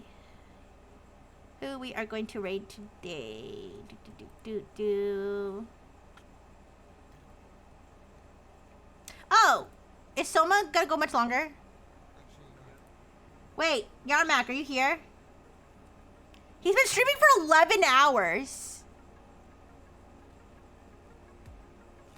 Am I gonna raid him at the 11 fucking hour mark? Is Soma gonna be done streaming soon, or is he... We're going strong? Alright, why the fuck not? Alright. We'll raid good old Soma, who's been streaming for 11 hours like a madman. Wow. I feel so selfish that I don't stream for 11 hours for you guys now. He's totally mogging me. He's totally mogging bugging me. I'll have to do a marathon stream one of these days, you guys. I I feel bad now. All right, let's go. Alright, Shoma. Thank you, everybody. Thank you, Caesar. Thank you, 200 Ponies. Thank you, Yarmak. Thank you, Lieutenant Cassiopeia. Thank you, Toaster. Thank you, Blue Blue. Thank you, Mel. Thank you. Thank you. I said 200 Ponies, right? Thank you, 200 Ponies. And thank you, Lurkers. And thank you, Pax. Aw, thank you, Pax. Bye-bye. Big kisses. Mwah. Bye-bye.